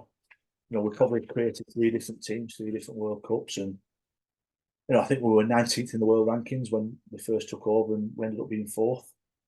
It's And not that's bad, mate, is it? when I look, I pinch myself, I smile thinking about that now, and that's because of the players and the environment that we made. And we had nothing. We didn't have anything compared to some of these big nations, and it's all down to that group. And again, I stress it was the group. Dave Rodman was my assistant, kit man. We had Some great volunteers working, within us, and it was just a brilliant place to be. Is it difficult to replicate like that magic, mate, at club level? Which did you find trickier to create that camaraderie, that culture? What a question. Sorry. Yeah, I think it's really, really different. So at club, you're living and breathing it and putting things in place every time, and you've got to Yeah. constant reviewing and previewing and doing it. Whereas internationally, they're already really good players. So when they come into camp, it's just about your man management. I think you've got to be, get well drilled and have them buy into it and that passion and why they're playing and a reason why they're playing and get valued. So I think they're very, very different. In short term rep and coaching, short term rep is very different to club coaching. Because you've got a snapshot of them for 6 weeks at the end of the year, whereas club coaching is constant and you've got to keep it changing things around and maybe Lovely. having a squad, and it's difficult, a lot more difficult. Yeah. Yeah. And what were clubs like when they approached you, knowing that you were Scotland boss, and vice versa? Was Scotland happy for you to continue a club career? Club career always came first. Yeah. It always came first. The Scotland job. It was a job, but it wasn't contracted job. It wasn't, you weren't getting a lot of payments for it. It was expenses only, and probably the work that I did with Scotland probably helped me with my club and my reputation. Really, getting to the World Cups and Four Nations, against New Zealand and all that. It probably um, enhanced my coaching career really and enabled me just to move on to different things with that as well. So it certainly wasn't a burden. It definitely helped in my career going forward. Yeah. So OKR comes around, mate, and why was that? I know it was short, wasn't it? But what took you there, and why OKR? Well, after the grand final, we went into administration. It was devastating that people had just lost their jobs. And that was the office staff at Widnes. It was awful, awful, awful time. So the administrators came in a lot of uncertainty. And then I got a phone call off the chairman, Neil Ujjol at Hull KR. He was brilliant. I'd known him for quite a few years. Wanted me to be an assistant to Justin Morgan. He was in Super League again, doing a really good job. So I agreed to do that.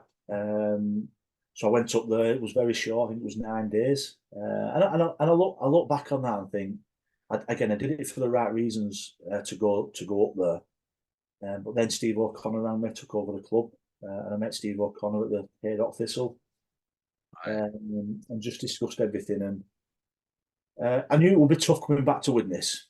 Fan base thinking they want to change. We've lost two grand finals, no players, absolutely nothing, new owner, loads of uncertainty. My family wanted probably a bit of a change as well because of the pressure. But Steve and I had a good chat and decided that if I could, if OKR would release me, I'd come back. So that was a really, really tough conversation with OKR, but it was brilliant, Neil. It was really, really good, Neil. He could have really, dug his heels in it, and it wasn't good for them, press wise and myself wise, and him putting his faith in me and stuff. And we speak about it now whenever we cross paths. And Paul Lakin, who's chief exec now at OKR, we still speak about that and have a bit of a laugh about it. But yeah, it weren't great. It weren't great what I did, but I did it for the right reasons. And then coming back to Widnes was a massive, massive challenge. And yeah, it was a good year. Yeah. And so not only have they reached out to you, but you've put your faith in the club again, haven't you? You've had that t-shirt, mate, and you know expectations, backlash as well as the good. So when the time comes to an end the second time, was it amicable? Was it how did it go? Is that when I left? You mean? Yeah, Oh yeah, no, it's professional sport. I think the one thing that Steve wanted me to do when I came in, I had a 2-year contract. I yeah, had a Super League clause in that contract as well. So when Celtic Crusaders got put in Super League that year, that's yeah, it, that first year, which again We can argue against that. That was devastating. Yeah, But one thing I did do, and I'm really, really proud of doing it, is rebuilding that club back up. Not on my own, but I played a small part in that. And that was putting the culture back into the club. We had no players, we had no academy, we had absolutely nothing. And that year, I touched on it earlier. That year, I think we won our first 5 points deduction. We beat, some good results live on Sky. Matty Smith came on loan and all yeah, those. I'm really proud of that year, really, because it was tough. That I remember going to a start of the season launch when they announced me back on stage, and it was mixed. Some like, yeah, brilliant, fantastic, Steve, and some were thinking, can't believe he's come back. And it was tough that, and irrelevant of like you being like wanting that challenge, you notice it. So I'm thinking, oh, have I done the right thing here? I turned down a Super League job here. yeah.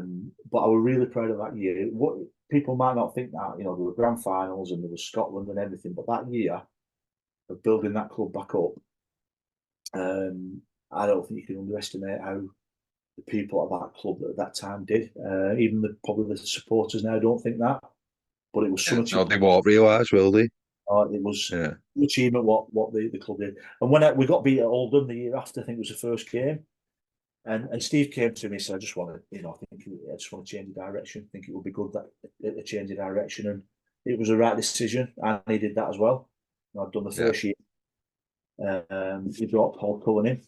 And then, they made that decision, and absolutely amicable, absolutely no problem at all with that decision they made. And we both moved forward and, both cracked on. Yeah.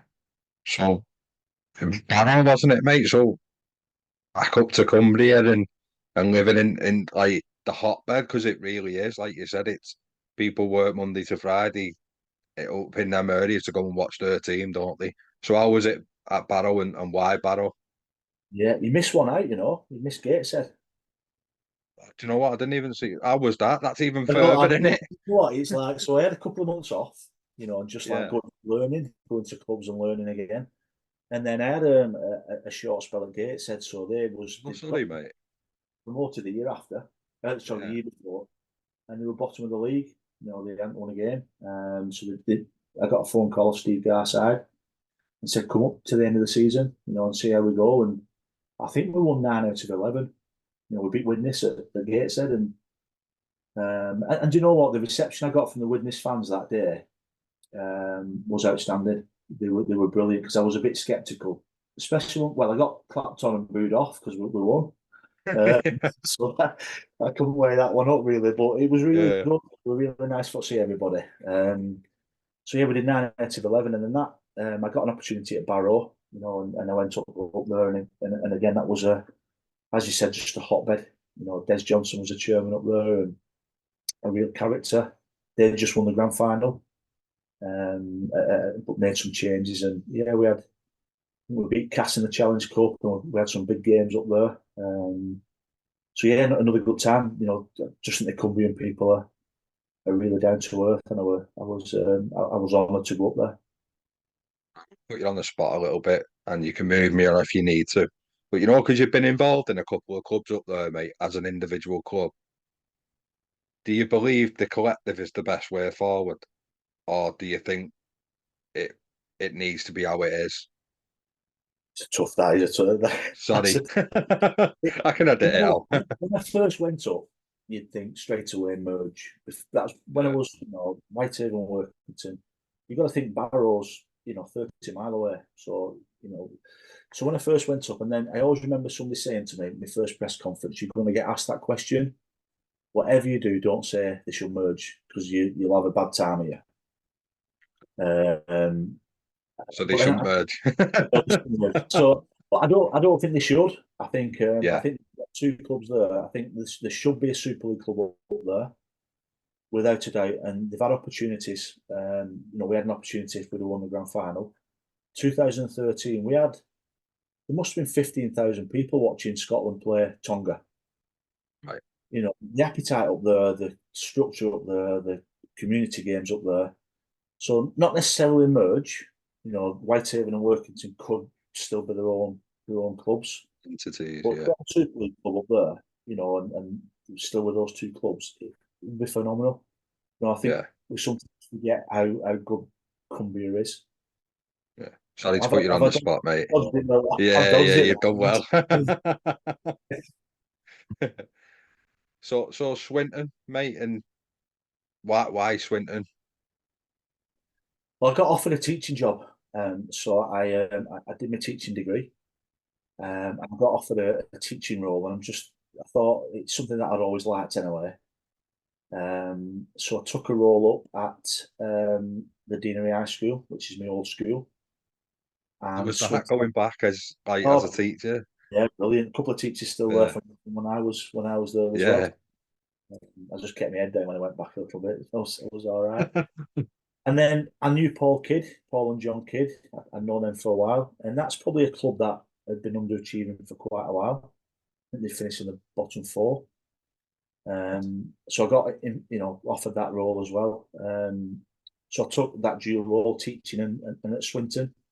And Yeah. again, that year was brilliant. We had a great side. We brought some people in, and we actually won the championship that year. We beat Keighley to the title. Jason Dimitri was coaching Keighley that year, so we won and got promoted. So they'd gone from, I think, bottom four, bottom five to actually being champions. And I think the manner in which we won that, and the supporters, it was the last year at the Willows. We played at the Willows that year. Right. Um, and again, just a club steeped in history. That's some Yeah. tough times. Left Station Road, loads of adversity, and that was reflected by our performances and the fan base. We thrived on that. It was everybody against us, and it ended up being a really, really rewarding year that for us. Do you think you've got in your locker that you can go in and don't want it? I don't. I'm gonna say it, but it doesn't reflect. You turn things around really well, Steve. So I'll. What do you think you've got that you can go in and do that? What's the key principle? Do you think? That could sum my career up, John, coaching. So that's probably at the most going into a Scotland team, a Gateshead team, a Swinton team, potentially a Widnes team to start off Yeah. with, and just doing that. And it is different doing that than going into an absolute team that's blazing and winning loads. So I just think it's like assessing, knowing what's going wrong, and just putting a culture in the respect, hard work, them against us a little bit. The one thing that I've always tried to do is at every club is make sure that the players know the history of the club. You look at Widnes's history, you look at Swinton's history, Whitehaven, the coaches, the Hall of Fames. So they actually knew about the club. They felt part of that club, and the responsibility of being in that club is massive. It's absolutely massive. So going in and putting a bomb under things, really, probably horrible saying that, but absolutely shaking everything up and changing things is probably something that I've. And Neil Warnock is something similar at football. Exactly. My lad was. Yeah. I'm not trying to say Neil Warnock, by the way, but my Yeah. lad always makes a bit of fun over that. When I think Neil Warnock's gone to Aberdeen, they said, "Oh, your mate's Yeah. gone to." That was something similar. Went in when clubs are struggling, and then Yeah. turned it around, and then maybe moved on. And that's probably the story of my career. Has it been easy to say if lads don't want to be here and buy in, feel free to leave? And have you had any? I'm not after a name, but have you had anyone that's took that Oh, offer loads. up and Yeah, left? yeah, Have that you? happens all. Yeah, That that happens. shocks me. That though. No, it happens all the time. That because when you have that culture as well, when you create that high performance culture, you've got to take people with you, and if they don't want to be with you, then it's not for them. It's difficult when they're contracted. I've Yeah. always tried to defer, but there is in any walk of life, if you don't agree in relationships, you don't always get on with everybody. And some don't want to be part of it. Some get better offers, and that's just professional sport. Not many, but it does happen that they don't want to be part of that, and vice versa. I can see that they're not going to be part of it or part of my plans, and they're difficult conversations. But you have to have those difficult conversations as well.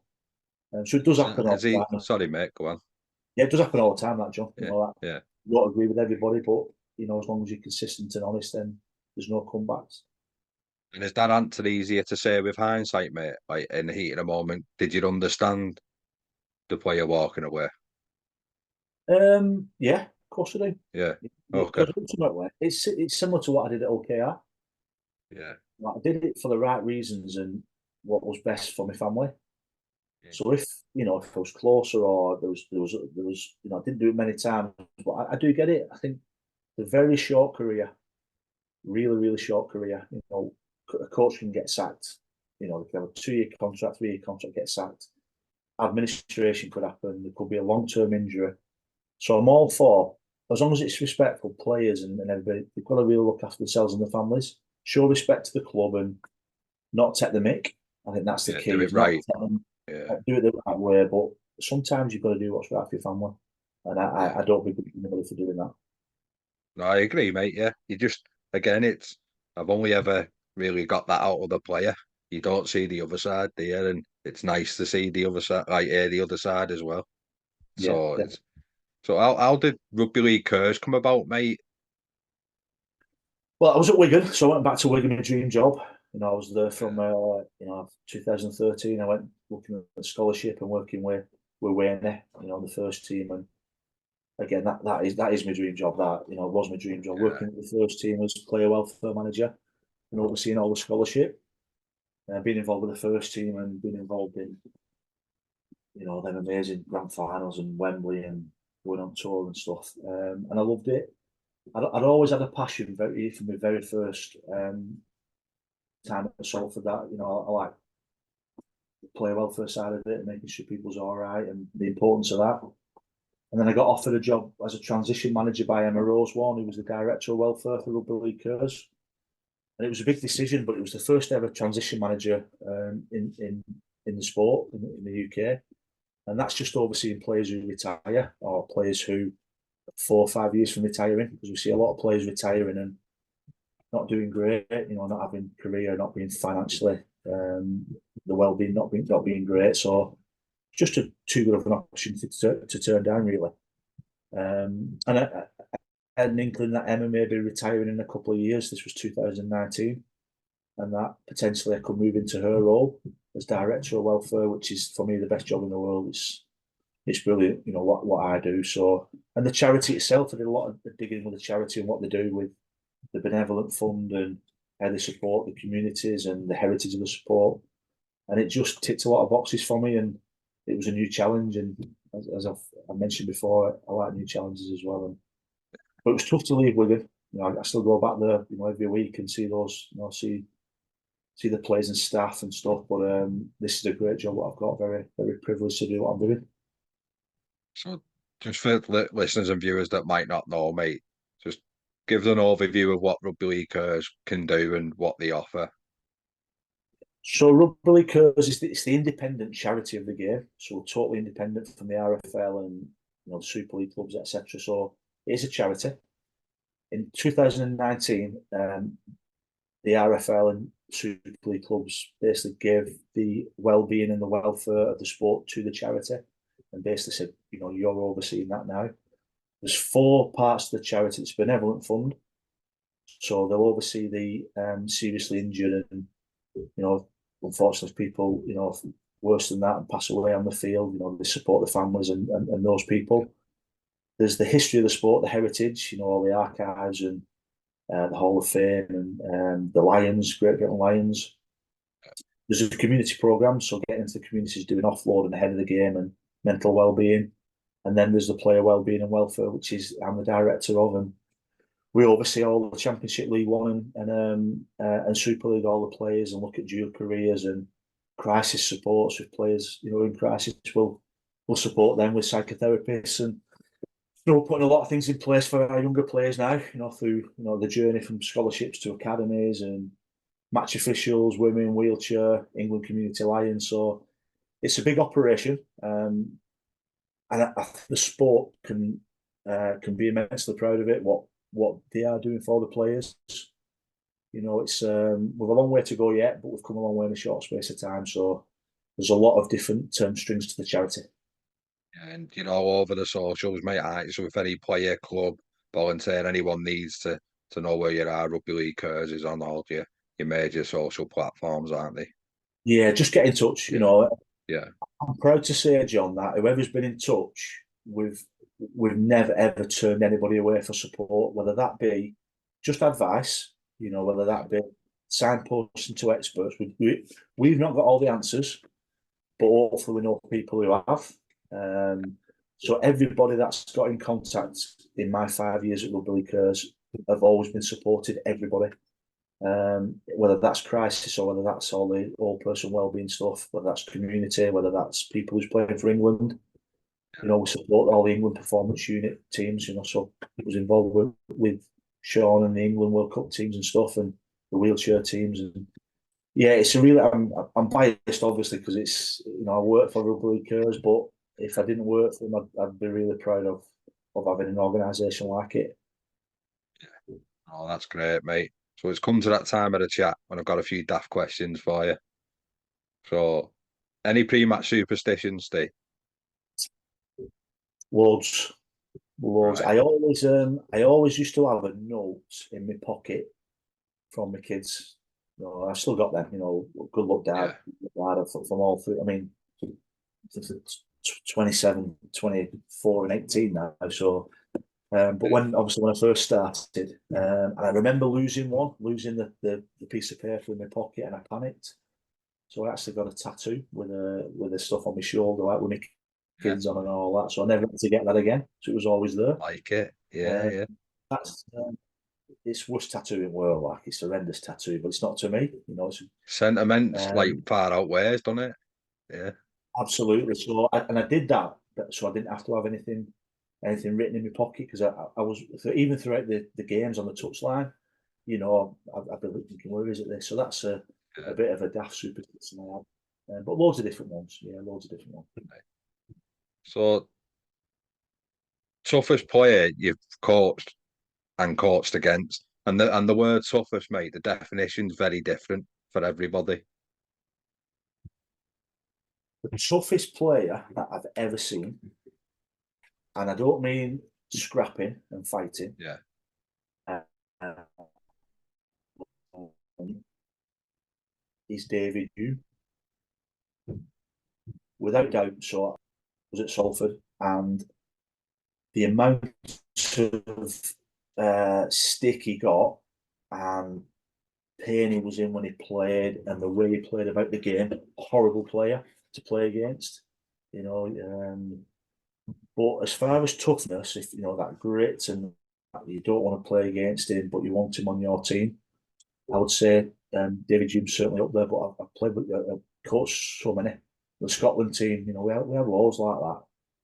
Yeah. Just and that I prefer to have a lot of David Humes and players like that than a lot of players who Asharis. Yeah. superstars really. But David Hume So, always sticks in my mind. yeah. So your favourite away ground? Favorite, the favorite away ground I've ever been to. Can you count NRL as away ground? Yeah, yeah, yeah. So there was a Blue Tongue Stadium in Gosford. We played Fiji.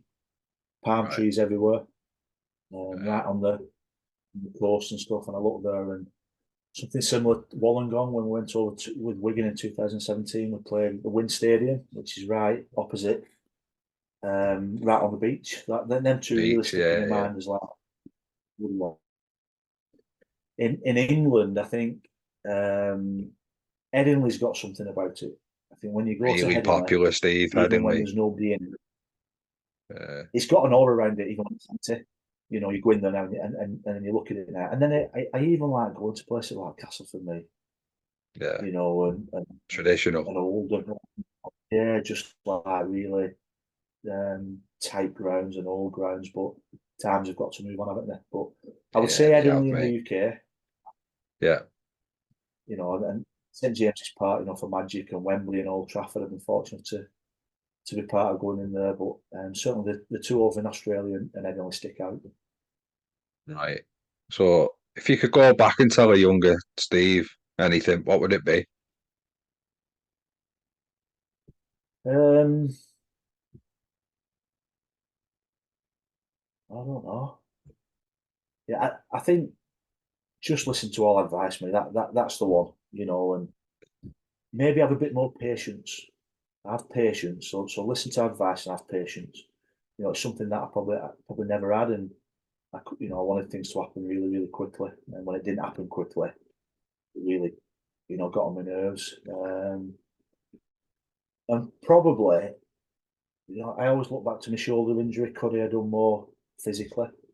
When work after got an injury, could I have done more with that one? So, every bit of advice, S&C if you're a young player, and also get a career earlier. My dream was shot at 18. I was playing for Wigan, and when that didn't happen, and I got injured, then I didn't have anything else. If I'd have had something else and probably worked a bit harder at school, it would have been a bit easier, that transition. Luckily, I've done what I wanted to do. I won't change anything in my career, but having a dual career a bit early would have probably helped a bit more. And if you're out for a few beers with the lads, mate, or the team environment or work, and the microphone ends up in your hand, what you giving us on the karaoke? I think it's a bit of a drifters. I think it's a drifter. I do like I like the drifters, mate. Yeah. I have been known Return of the Mac. When that comes Yeah, on, I like it. and the Scotland song, and I don't know why, but it was Tiffany. I think we're alone now. I always remember Oh yeah, that was a song that was a bit of a Scotland anthem. And then right. Swinton played Huddersfield in the Challenge Cup a few years back, and Richard Thulis, who was the manager, the manager of Scotland, he actually put Tiffany on when we was running out the tunnel for the Challenge Cup. So Tiffany's probably the one, but a drifters one will be the go-to one. Yeah, you may. And if you're willing to, a 1 to 13 that you've coached, I understand if you don't want to. Not brilliant. Gary Broadbent Yeah, or David Peachy, fullback. yeah. What a bit of business, mate. Weren't witness buzzing with that. Oh, they were. It's just it just didn't work out, did he? Went back early, didn't he, Peach? Oh, yeah, Martin and Fire, yeah, coach Martin at Salford. Craig Calvert, Whitehaven, fastest yeah. thing I've ever seen. On the other wing, that mate. Yeah. Yeah, Centres, David Seeds. yeah, Probably got to have Mick Nanning just for his scoring. There's a few that at Wigan when I was assistant and stuff like that, and so it's just the actual ones I've coached there. Halfbacks, Peter Wallace, who played for Scotland and played for New South Wales and Penrith, was yeah, unbelievable. Danny Brough yeah. would be in there. It's a good partnership, that mate, isn't it? Yeah, they were good them too. So in the World Cup Yeah, in 2013, they were fantastic those. But there's a yeah, couple more within that as well. Terry O'Connor, yeah, everything about Tez. I hope you don't watch this, but the professionalism he brought to everything he did was amazing. It was superb. yeah, Aaron Lester, who was a Kiwi at Whitehaven, he could have without doubt played Super League.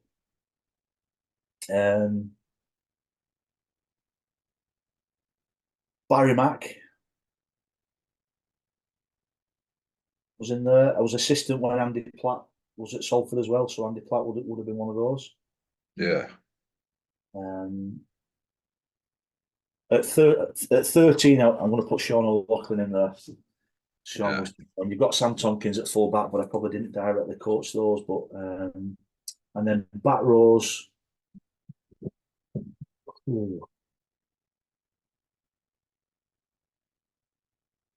I'm not sure on the back rows, to be honest. I'll have to have a think. Number 12, McCormack, captain and kicker. I'd definitely not be in it. Can't think of my back rows would be. You've had like great players like Liam Farrell and people like that. Yeah. I'll have to get back to you on next podcast on my back rows, I think, Yeah. John. Do you know Faz, mate? Do you think he gets a bit overlooked because of how consistent he's been for how long he's been? Without a doubt, one of the best. You Yeah. speak to any player that's played with Faz, and he is he is an 8 out of 10 every week. He's a every fittest. week. Yeah, You only realise how good he is when he doesn't play.